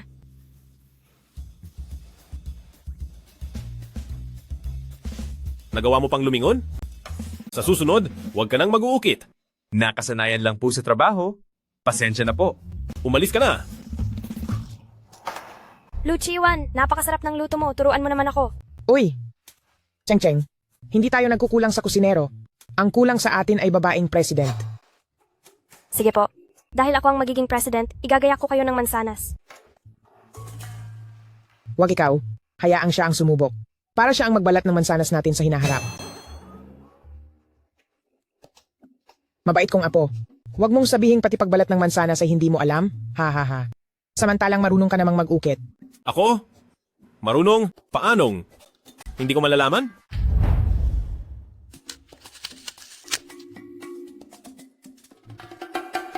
Tingnan mo, itong mansanas. Ang kapal ng balat at halos wala ng laman, ang laking sayang nito. Marunong ka raw mag-ukit. Pero bakit hindi ka marunong magbalat ng mansanas? Ah? Balat lang ng mansanas ang gusto kong kainin. Yung balat ng mansanas na may kasamang laman ang pinakamasarap. Na-promote na ako sa trabaho, kaya kayo ni Lola hindi nyo na kailangang magtipid ng sobra.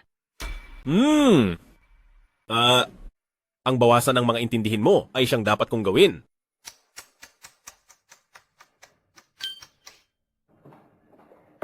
Cheng Cheng, Bakit kayo nandito? nitong mga nakaraang araw, nangungulila na kami ng nanay mo sa iyo. Nga pala, sa mga susunod na araw, kaarawan ni Mengmeng, na siya ring kaarawan mo. Sabi ni Mengmeng, magdaos daw tayo ng isang pool party. Kaya sa oras na iyon, pumunta ka rin doon, ha? Sumeng? Magagawa niya ba iyon ng bukal sa loob? Hoy, bata ka. Bakit ganyan ka magsalita? Masyado lang prangka si Mengmeng, pero hindi siya masamang tao. Siya pa nga ang nagsabing isama ka sa piging, kaya ibig sabihin lang nito na naaalala ka pa rin niya. Kahit kailan talaga siya na ang magaling, at ako na ang palaging mali.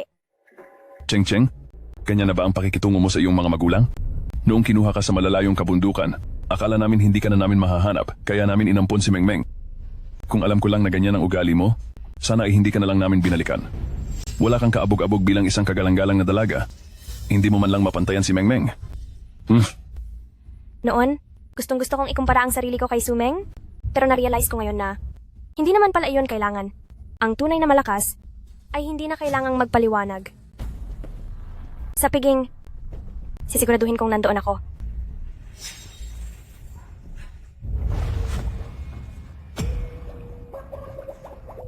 Anong ginagawa mo?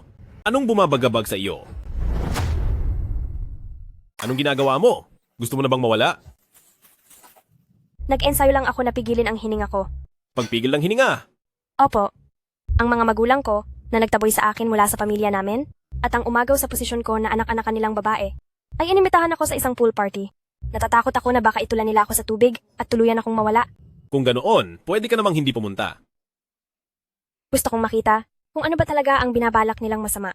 Tutal, sa pagkakataong ito, wala na akong kinatatakutan. Marunong ka bang lumangoy? Hindi po. Sumama ka sa akin.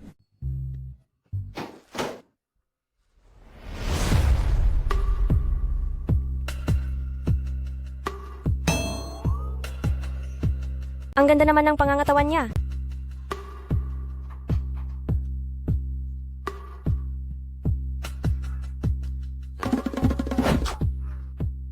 Maayos ka lang ba? Kalahating oras na. Maayos lang. Ako ay lalabas na agad.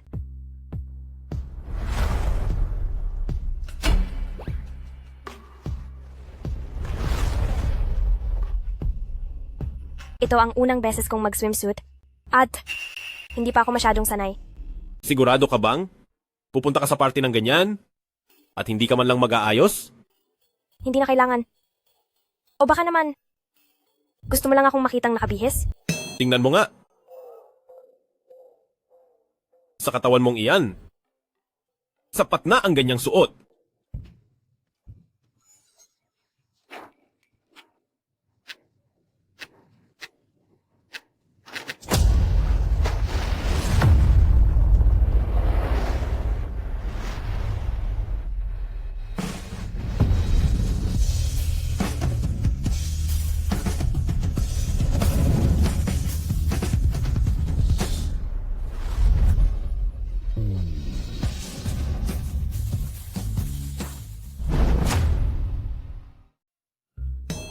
Bitaw na.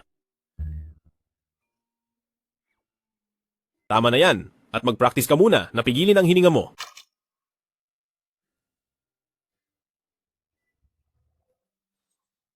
Naka-diving suit lang siya? Pero bakit nararamdaman ko pa rin ito sa kanya? Siguro sobra-sobra na ang nutrisyon na kinakain ko kamakailan?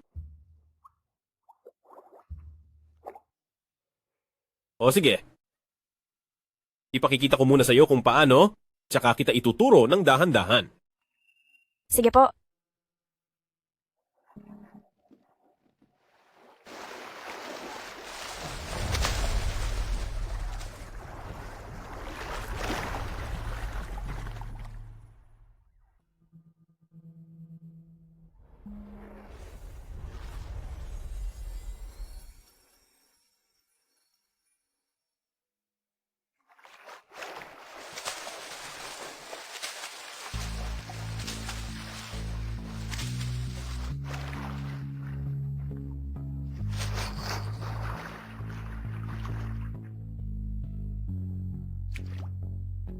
Nakita mo ba ng malinaw? Hindi. Hindi ko nakita ng malinaw. Lalangoy ulit ako ng isa pang beses, tapos ipapaliwanag ko sa iyo ang bawat detalye. Tumingin kang mabuti. Sige po.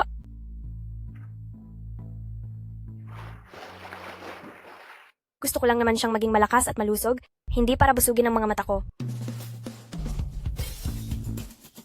Tingnan nyo. Huwag nang maging kuripot. Gising na kaninang umaga.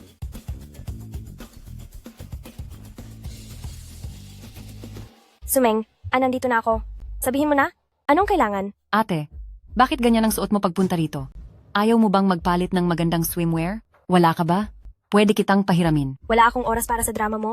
Kung hindi pa tayo magsisimula, aalis na ako. Uy ate, halika rito.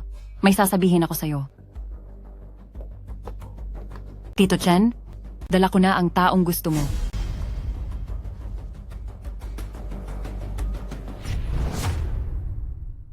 Maganda ka naman pala. Pero ang tingin ko, mukha kang prom day.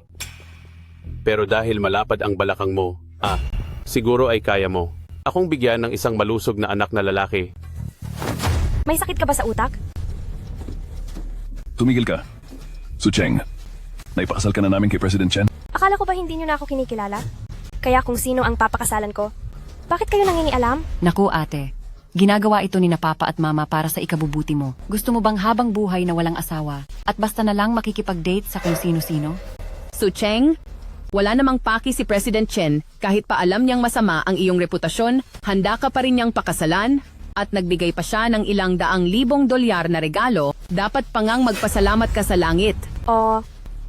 Kaya naman pala napakabait niyo at pinapunta niyo ako rito. Ibebenta niyo pala ako. Ang regalong yan, kung sino man ang tumanggap, siya ang magpakasal sa kanya. May asawa na ako. Ano? Totoo bang kasal ka na? Walang hiya ka? Nawala man lang aming pahintulot? Naglakas loob kang magpakasal? Matagal na niyo akong pinalayas sa pamilyang ito. Kaya kung sino ang pakakasalan ko, hindi ko kailangan ng pahintulot niyo. Ikaw. Hay, ate, ang asawa mo, tiyak na napakahirap lang niya. Diba? Nakita ko noong nakaraan. Ang lola niya ay makakalimutin na dahil sa katandaan. Kung sa taong tulad niya ka sasama, siguradong stress ka lang. Naku naman, kahit nakasal ka na, okay lang iyan, hiwalayan mo na lang. Ha? Hindi ako naniniwalang ang asawa mo ay mas guwapo pa sa akin. Pasensya na po, pero mas gwapo pa sa iyo ang asawa ko. Hindi ako naniniwala. Tawagin mo siya rito ngayon din. Sige, Ano? mahal. Tinawag mo akong mahal? May tao kasi rito na ayaw maniwala na mas gwapo ka sa kanya. Sige. Pupunta na ako riyan.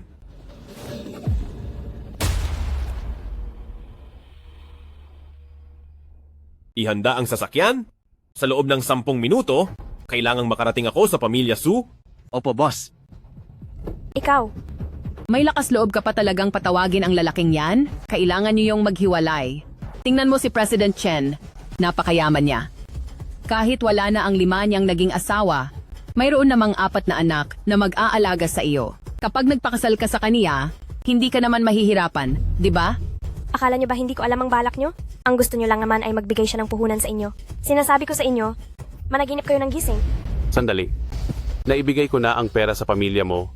Sumama ka na sa akin, kundi ang 4 kong anak ang parurusahan sa iyo.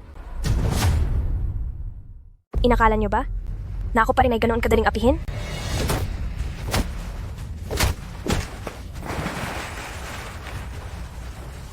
President Chen, papakasalan mo pa ba ako? Papakasalan? Siyempre papakasalan kita. Habang mas lumalaban ka, mas lalo akong nasisiyahan. Ang asawa ko? Sino ang may lakas ng loob na humawak sa kanya? President Chen? Uy, President Chen. Ayos ka lang ba? Ikaw. At ikaw? May lakas ng loob na magsabing mas gwapo ka kaysa sa akin? Su Cheng, itong barbarong asawa mo, pumunta rito para lang manakit. May pinag-aralan ba kayo? Pasensya na. Ang asawa ko ay galing sa labas. Ang batas niya ay iba sa batas mo. Sandali lang. Teka, kayong mga taga-pamilya Su, tinanggap nyo na ang regalo ko. Ngayong ayaw na ipakasal ang anak nyo. Dapat nyo akong bigyan ng paliwanag. Hindi ba't may isa pang paboritong anak? Ang pamilyang Pamilya Su? Na si Sumeng? Mas mabait siya, may pinag-aralan kaysa sa akin. At tamang-tama siyang maging madrasta sa 4 mong anak. Ate, regalo ito ni nanay at tatay para sa kasal mo. Paano ko iyon aagawin? Ganyan ka naman lagi. Sinasabi mong lagi kong inaagaw ang mga gamit mo. Su Cheng, wala ka talagang puso. Bakit mo tinulak si Meng Meng? Tulong, bilisan nyo. Tulungan si Mengmeng. Mukhang naputol ang tali ng suot ko.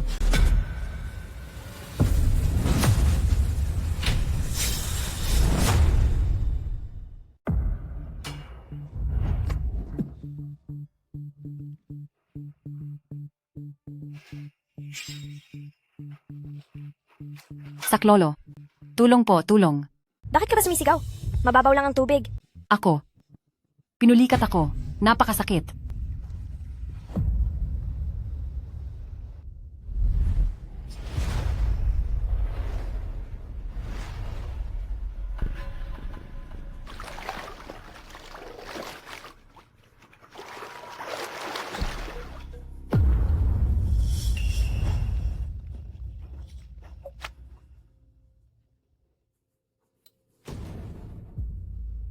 Anim na taon na ang nakalilipas. Junting Hotel? Ang babaeng nakasama ko ng gabing iyon? Ay ikaw? Paano mo nalaman ang nangyari ng gabing iyon? Ibig bang sabihin ay ikaw ang lalaking iyon? Pero iyon ang una kong pagkakataon. Ikaw pala ang asawa ng ate ko. Gagawan ko ito ng paraan para makabawi sa iyo.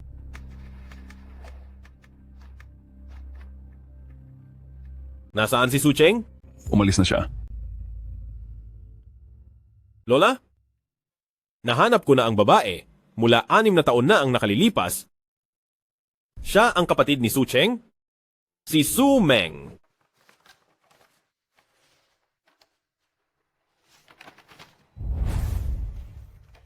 Hindi ko gusto ang babaeng iyon. Sinasat ko sa iyo, tanging si Cheng Cheng lang ang kinikilala kong manugang. Lola, maaga akong nakauwi galing sa trabaho. Bumili ako ng ilang prutas. Sumeng? Sumeng. Ang mga dokumento ni Sumeng, bakit nandito ang mga ito? Si Su Meng? Siya ang babaeng matagal ko nang hinahanap. Noong nakaraan, nalasing ako at nalason. May isang babaeng pumasok sa maling kwarto. Malabo ang isip ko noon at pagkakagising ko, wala na siya. Kaya, sa loob ng maraming taon, hinahanap mo siya? Kahit nung kasal na tayo? Oo. Mahal mo siya?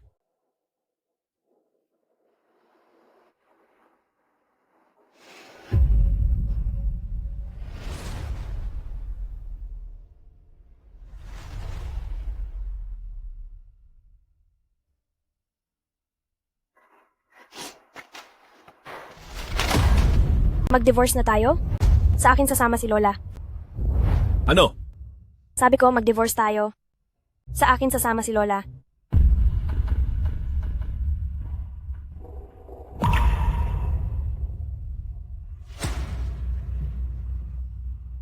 Sige. Mabuti, napakabuti. Mabuting maghiwalay kayo. Mabuting maghiwalay na. Darating ang oras, ipaghahanap ko si Cheng Cheng ng mas disenteng lalaki. Hindi ako makikipag-divorce.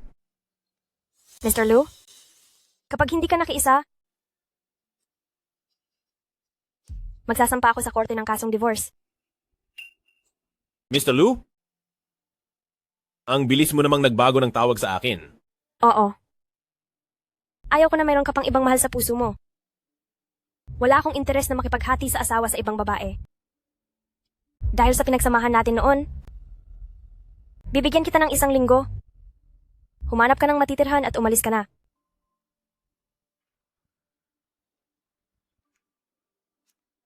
Lola, masama po ang pakiramdam ko.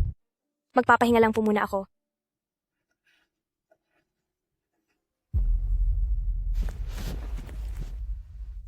Si Su Cheng. Ayaw na niya sa akin. Hindi ko alam. Sinabi ni Cheng Cheng na gusto niya ako.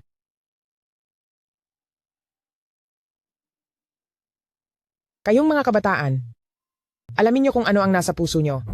Nang hindi niyo, maramdaman ang pagsisisi sa huli.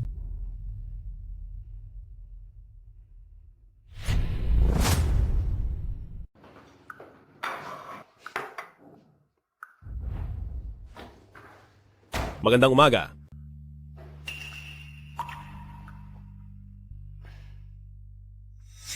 Hoy! Hindi ka na ba kakain ng agahan? Sa susunod ay hindi mo na kailangang pagbilhan ako ng agahan at saka dahil nagpasya na tayong maghiwalay. Para naman sa mga gastusin, maghanap ka na ng sarili mong trabaho para buhayin ang sarili mo. Oo nga pala. Mayroon kang gustong ligawan?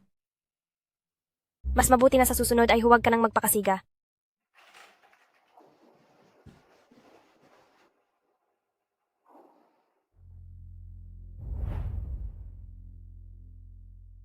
Isang linggo na siyang hindi namamanisin sa akin. Sir, baka po gusto ninyo na asikasuhin na lang muna ang trabaho? Marami pa po ritong mga dokumento na naghihintay na maasikaso ninyo. Trabaho na lang ng trabaho araw-araw? Anong mapapala ko sa trabaho? Ano?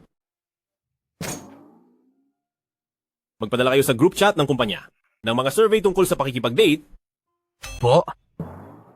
Tanungin nyo ang mga babaeng empleyado kung ano ang mga gusto nila at kung anong gusto nila tuwing nakikipag-date. Kapag nagamit ang mungkahi nila, doble ang matatanggap nilang bonus sa katapusan ng taon. Heto po, Lola. Kumain po kayo ng hipon. Naku po, talagang si Cheng Cheng lang ang nag-aalaga sa akin. Ha ha ha!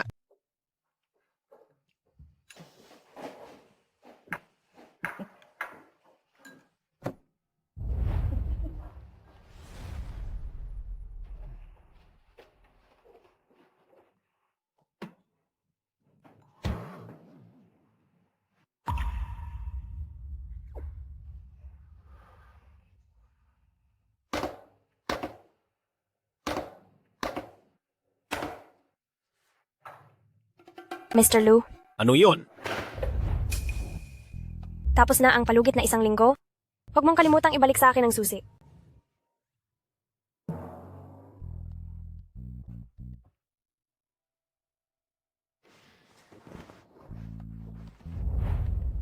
Heto, kunin mo.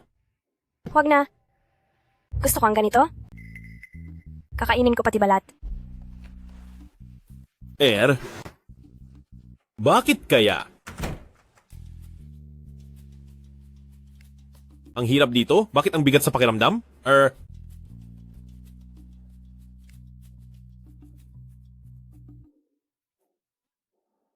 Iho, mas mabuti pang matuklasan mo iyan sa sarili mo. Napakasarap ng mansanas na ito.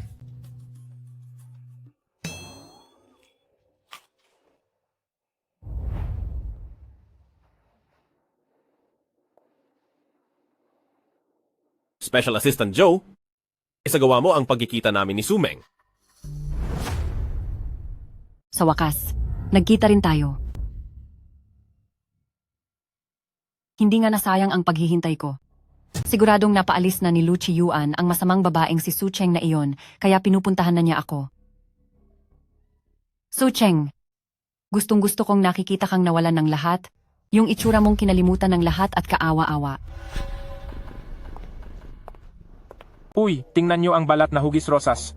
Siya ang magiging asawa ng president ng grupo natin. Bumisita siya sa kumpanya natin. Tingnan niyo siya, napakadangal ng bawat kilos niya, halatang ibang-iba siya sa ating mga hamak na trabahador. Natural, akala niyo ba kahit sino na lang ay kayang maging Madam CEO? Madam CEO, hinahanap niyo po ba si Presidente Lu? Sasabayan ko na po kayo papasok. Tuloy po kayo, please. Opo.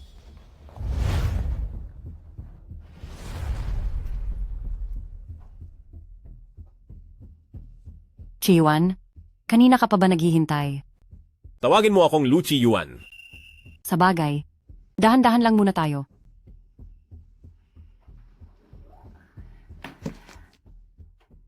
Chiyuan, iyang kape mo mukhang ang bango, titikman ko lang.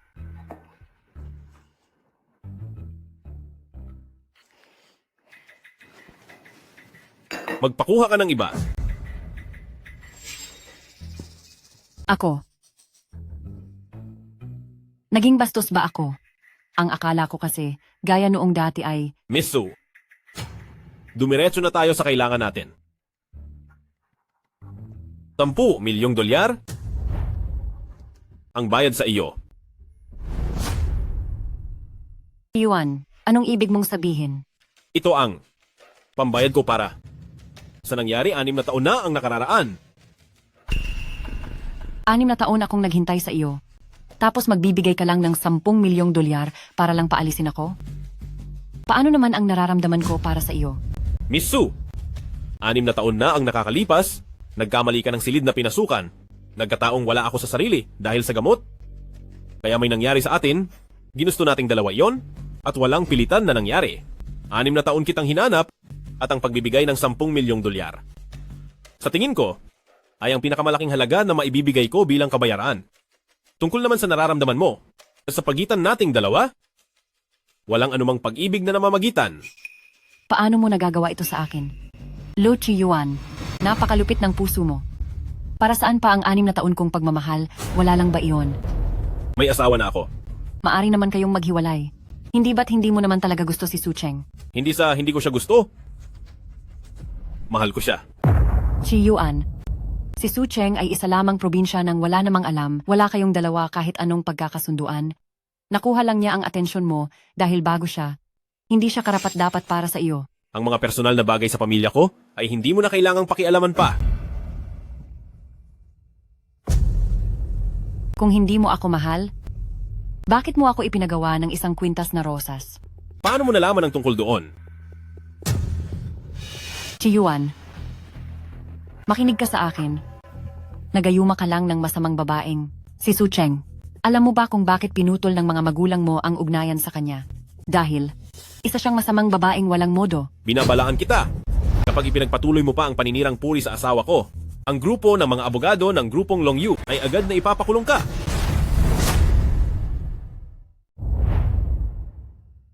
Hindi alam ni Cheng Cheng ang totoong pagkatao ko. Kung sasabihin mo ang mga bagay na hindi dapat malaman, alam mo kung ano ang kayang gawin ni Pamilyang Lu.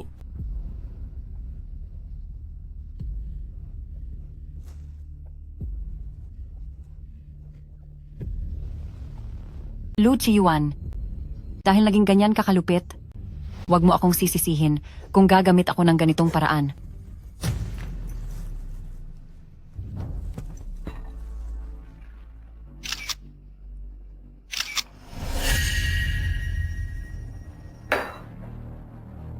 Uminom ako kasama siya ngayon sa iisang tasa ng kape. Sobrang saya ko.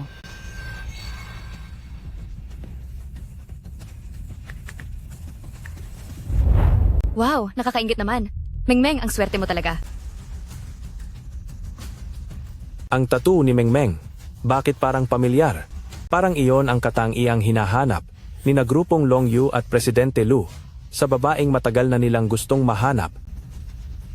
Itinigil na ni grupong Long Yu ang paghahanap sa babaeng may birthmark na rosas.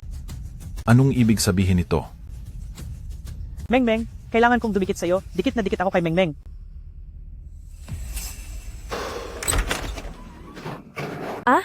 Ikaw? Bakit ka nandito? Anong nangyayari dito?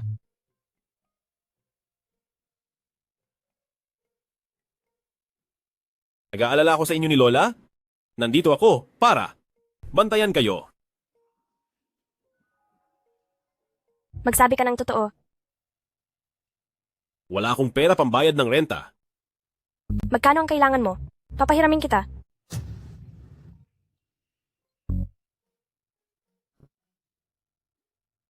Cheng, patawad po. Punoon kasi, wala pa akong nagustuhang iba. Masyado akong naging manhid. Hindi ko alam kung ano ang pakiramdam kapag nagkakagusto sa isang tao. Naintindihan ko na, nitong mga nakaraang araw, ikaw lang talaga ang taong gusto ko sa simulat sa pool.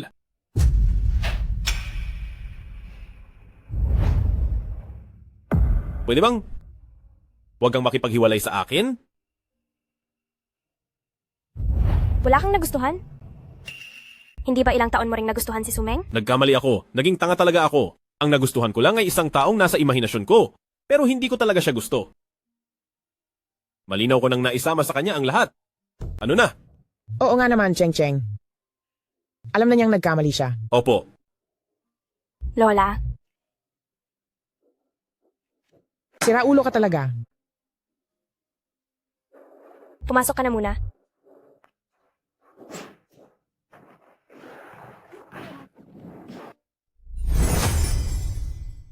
Pwedeng hindi makipaghiwalay, pero hindi ako tatanggap ng pangangalo niya. Hindi ka tatanggap ng pangangalo niya? Sigurado iyon. Dahil ikaw lang ang mahal ko. Hindi kailangang maging masyadong madrama. Ayusin mo na lang ang pag-uugali mo bilang asawa. Pag-uugali bilang asawa? Opo. Lola, taga-Tianjin po ba kayo? Napakahusay niyo pong sumakay sa usapan. Hahaha. Ay nako. Ang pag-aaway ng mag-asawa ay normal lang. Ang mahalaga ay pahalagahan niyo ang isa't isa. Cheng, palagi kitang papahalagahan.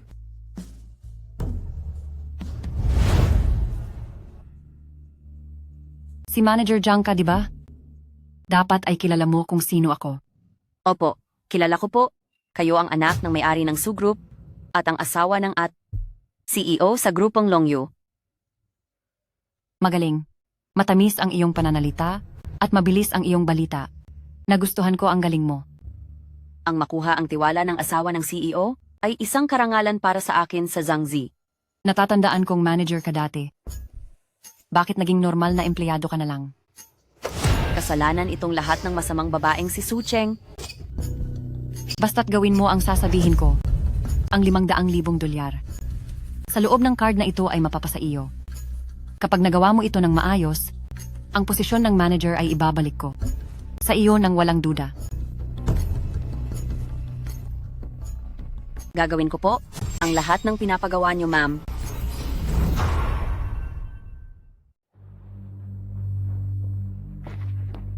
President Su, may isang customer na gusto kayong kunin para sa disenyo ng Seaside Villa. Ang sabi niya ay makikipag-usap siya sa inyo mamaya. Bakit ang dumi dito? Po, pasensya na po, President Su. Kakadaan ko lang sa renovation team. Sa susunod, sisiguraduhin ko pong malilinis ko ang lahat. President Su, itong bayad para sa Seaside Villa Design ay mas mataas ng ilang beses kaysa sa ibang mga proyekto, pati na rin ang komisyon. Dapat akong kumita ng mas maraming pera para sina Luchi Yuan at si Lola ay kampante lang sa bahay. Sige, pupunta ako doon ngayong hapon. Sige po.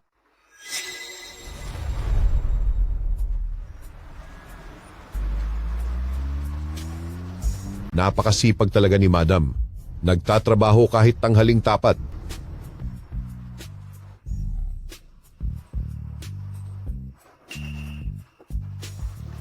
Pumasok na si Madam. Dito na lang muna tayo magantay para hindi siya magduda. Miss Su? Miss Su?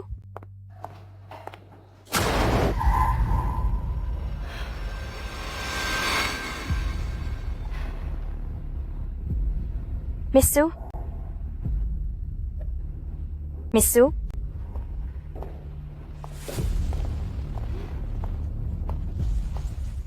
Miss Su? Ate, Ah, ate. ikaw? Nananakot ka lang, may saltik ka talaga. Ha ha ha. Sucheng, natatakot ka na ba niyan? Paano na lang kapag nakita mo na talaga si Heibai Wuchang? Gaano kaya kalala ang ikakatakot mo? Wala akong panahon para makipagtalo sa'yo dito. Sucheng, hindi ka ba nagtataka kung anong ginawa ko? Kaya galit na galit sa iyo sina Papa at Mama? Naghanap ako ng manghuhula at sinabi niya na ang kapalaran mo ay puno ng kamalasan. Panganib ka sa mga magulang natin. Nagawa mo iyon. Sumeng! Kahit paano ay pinalaki ka nila ng 20 taon, paano mo nagawa iyan? Sucheng, sisihin mo ang sarili mo dahil ginulo mo ang buhay ko. Alam mo ba noong nalaman nila na lumaki ka sa probinsya, awa ang naramdaman nila sa iyo? Pero ngayon, kamuhi-muhi ka na sa kanila. Sa totoo lang, sa iyo dapat mapupunta ang lahat ng pagmamahal nila, pero ngayon, akin na ang lahat. Ha ha ha. Nirecord ko ang lahat. Sige lang, i-record mo. Pero tignan lang natin kung makakaligtas ka pa para mailabas ang recording na iyan. Presidente Lu, nailagay na po ang Hawkeye system sa cellphone ng inyong may bahay. Kapag nalagay siya sa panganib, tutunog po ang alarma. Ihanda ang kotse. Opo.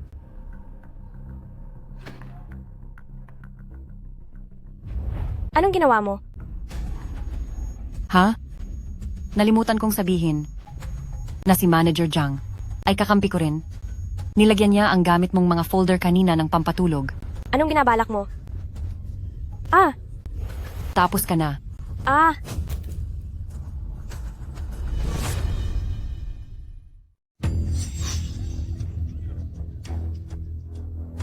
Ah, ah. Ah, ah. Sabihin mo sa akin kung bakit hindi ka na lang nanatili sa probinsya. Ano ang ginagawa mo rito? Ha? Sumagot ka. Ang ginagawa mong ito ay labag sa batas. Ah, ah. Ah, ah. Ah, ah, ah.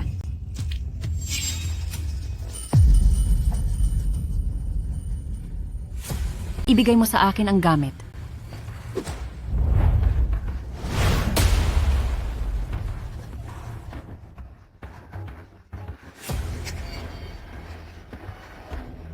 Masamang balita. Masamang balita po. Miss Sue, nagbalita po ang ating espiya. Darating na si Presidente Lu sa loob ng 10 minuto. Kailangan na nating umalis agad. Ano? Mauuna na ako. Ayusin niyo si Sucheng bago kayo sumunod.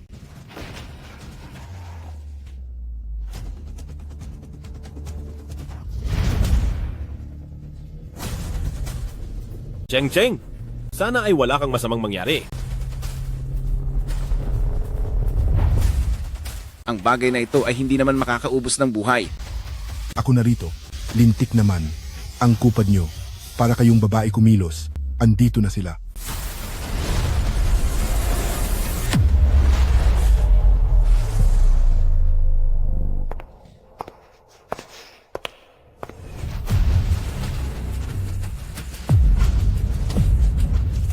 Cheng?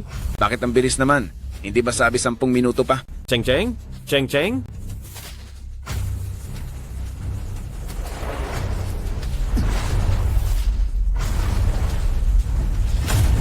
Huwag niyo silang tatapusin. Ang mga taong ito ay kailangan ko pa.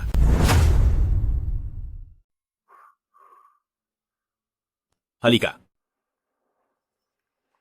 Aray, tama na. Kaya ko na ito. Sabi ng doktor, wala na raw akong dapat ipag-alala. Sinabi yon ng doktor sa medikal na aspeto, pero ako, sa pananaw ko bilang asawa mo, ako nag-aalala sa iyo. Makinig ka sa akin. Sa mga susunod na araw, ako muna ang mag-aalaga sa iyo. Salamat.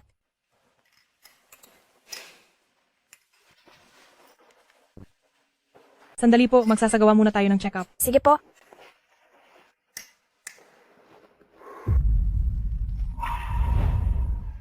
Matagal na ang tattoo sticker na iyan. Hindi mo pa ba iyan binubura? Isa po itong balat. Balat? Maayos naman ang lahat. Magpahinga ka lang ng mabuti. Natatakot kasi akong baka isipin mong pangit iyan. Pareho ba kayo ni Sumeng na may ganitong balat? Sumeng? Wala siyang ganoon. Sandali lang, hintayin mo ako.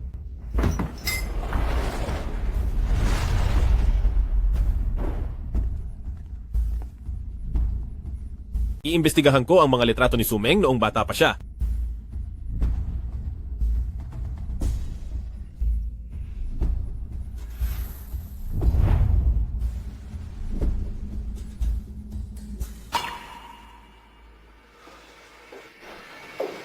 Bakit? Anong problema? Cheng Cheng. Noong nakaraang 6 na taon, ika-28 ng Marso. Hindi ba nandoon ka noon sa Junting Hotel?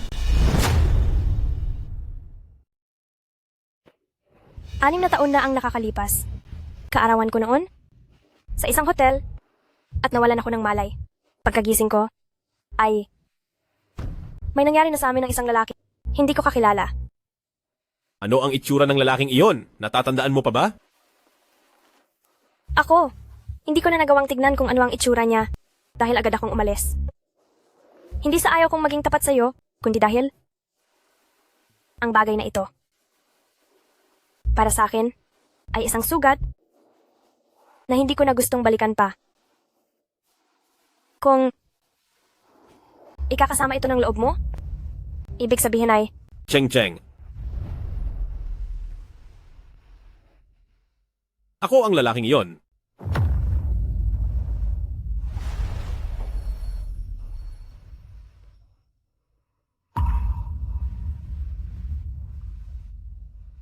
kung ganon, paano si Sumeng? Naglagay si Sumeng ng peking balat sa kanyang balikat na gaya ng sa iyo. Kaya maling akala ko. Noong 6 na taon na ang nakakaraan na siya ang babaeng iyon. Sumeng? Siya na naman. Dahil gustong-gusto niyang agawin ang lahat ng mayroon ako, sisiguraduhin kong pagbabayarin ko siya ng doble.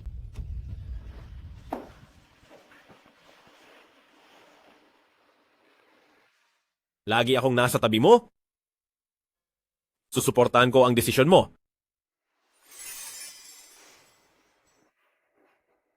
Tungkol sa pagkatao ko, sorpresa na lang muna iyon para kay Cheng Cheng sa tamang panahon. Kailangan ko nang umalis agad kay Hang Cheng. Kung hindi ay siguradong hindi ako palalampasin ni Lu Chiyuan. Tabi. Miss, may balita mula sa ating mga tauhan na si Su Cheng ay tapos na at wala na. Wala kaming balita nitong mga nakaraang araw dahil umiiwas kami sa paghahanap ni Lu Chiyuan. Ganoon pala iyon.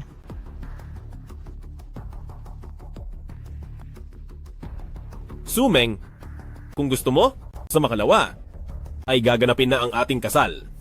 Gusto ko, syempreng gusto ko.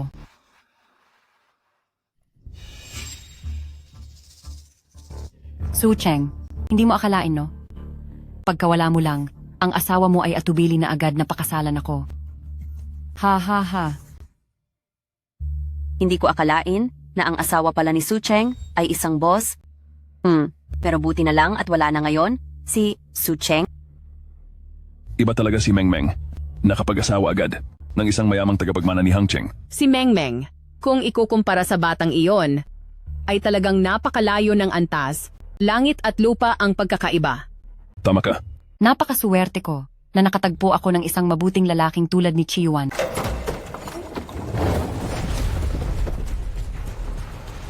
Sa ganyang klaseng lalaki, natatakot ako na baka hindi mo kayanin ang magiging kapalit. Ikaw, hindi ba't wala ka na? Galing ako sa kamatayan para hiramin ang buhay mo. Su Cheng, ang lugar na ito ay hindi. Para sa panggugulo, lumabas ka. Ang taong nasa entablado ay asawa ko. Bakit?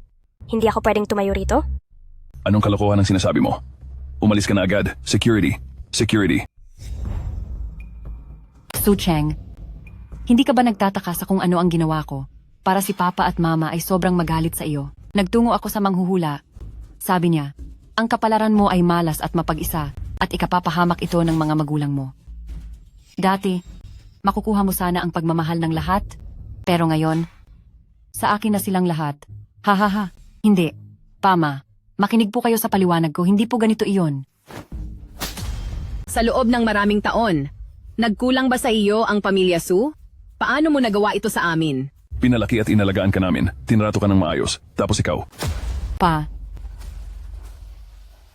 ipinapahayag ko. Si Sumeng ay itinitiwakal na sa pamilya Su. huwag po. Huwag pong ganito. Pa, patawad po. Patawad po. Sumeng, dapat mong sisihin ang iyong pagiging sakim. Akala mo ba ay napakalinis mo? Sucheng, hindi mo ba alam? Ang akala mong mahirap mong asawa ay sa totoo lang tagapagmana ng Hangcheng, ang presidente ng grupong Longyu na si Lu Chiyuan. Sa tingin niya ay hindi mo talaga karapat-dapat na maging asawa ng CEO, kaya itinago niya ang kanyang tunay na pagkakakilanlan upang paglaruan ka lang sa kanyang mga kamay. Mali ang iyong iniisip. Lola,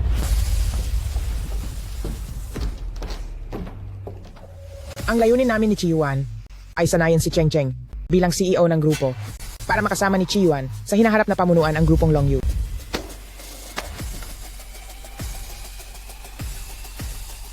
Ngayong araw, ang lahat ng stock sa ilalim ng aking pangalan ay ililipat ko kay Baba Su Cheng. Cheng Cheng, ito ang aking handog para sa ating kasal.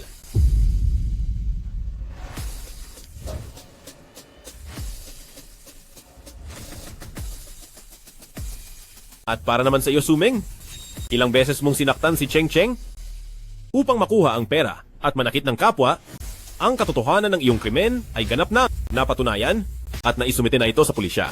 Ang natitirang bahagi ng iyong buhay ay hindi na makakalabas pa sa pintuan ng bilangguan. Hindi ito pwedeng mangyari. Papa, Mama, tulungan niyo po ako. Tulungan niyo ako. Sana lang ay sa oras na ito ay mawala ka na sa harap ko. Sucheng, nagkamali ako. Kasalanan ko ito dahil nabulag ako ng kasakiman. Pwede mo ba akong patawarin? Pasensya na. akala mo ba ay tanga ako? Hindi. Ate, bigyan mo pa ako ng isang pagkakataon, ate. Hindi. Papa, Mama.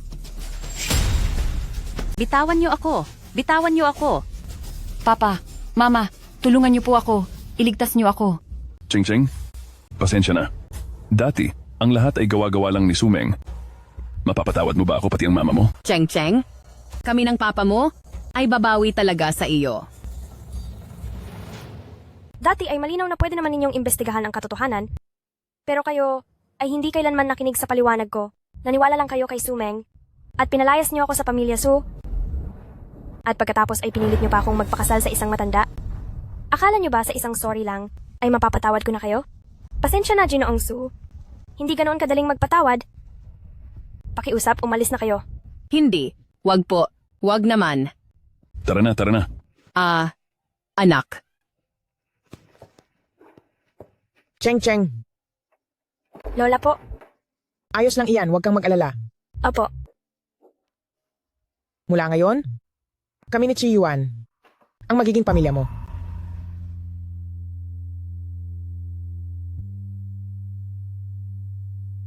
Mula ngayon, poprotektahan kita. Salamat. Haha,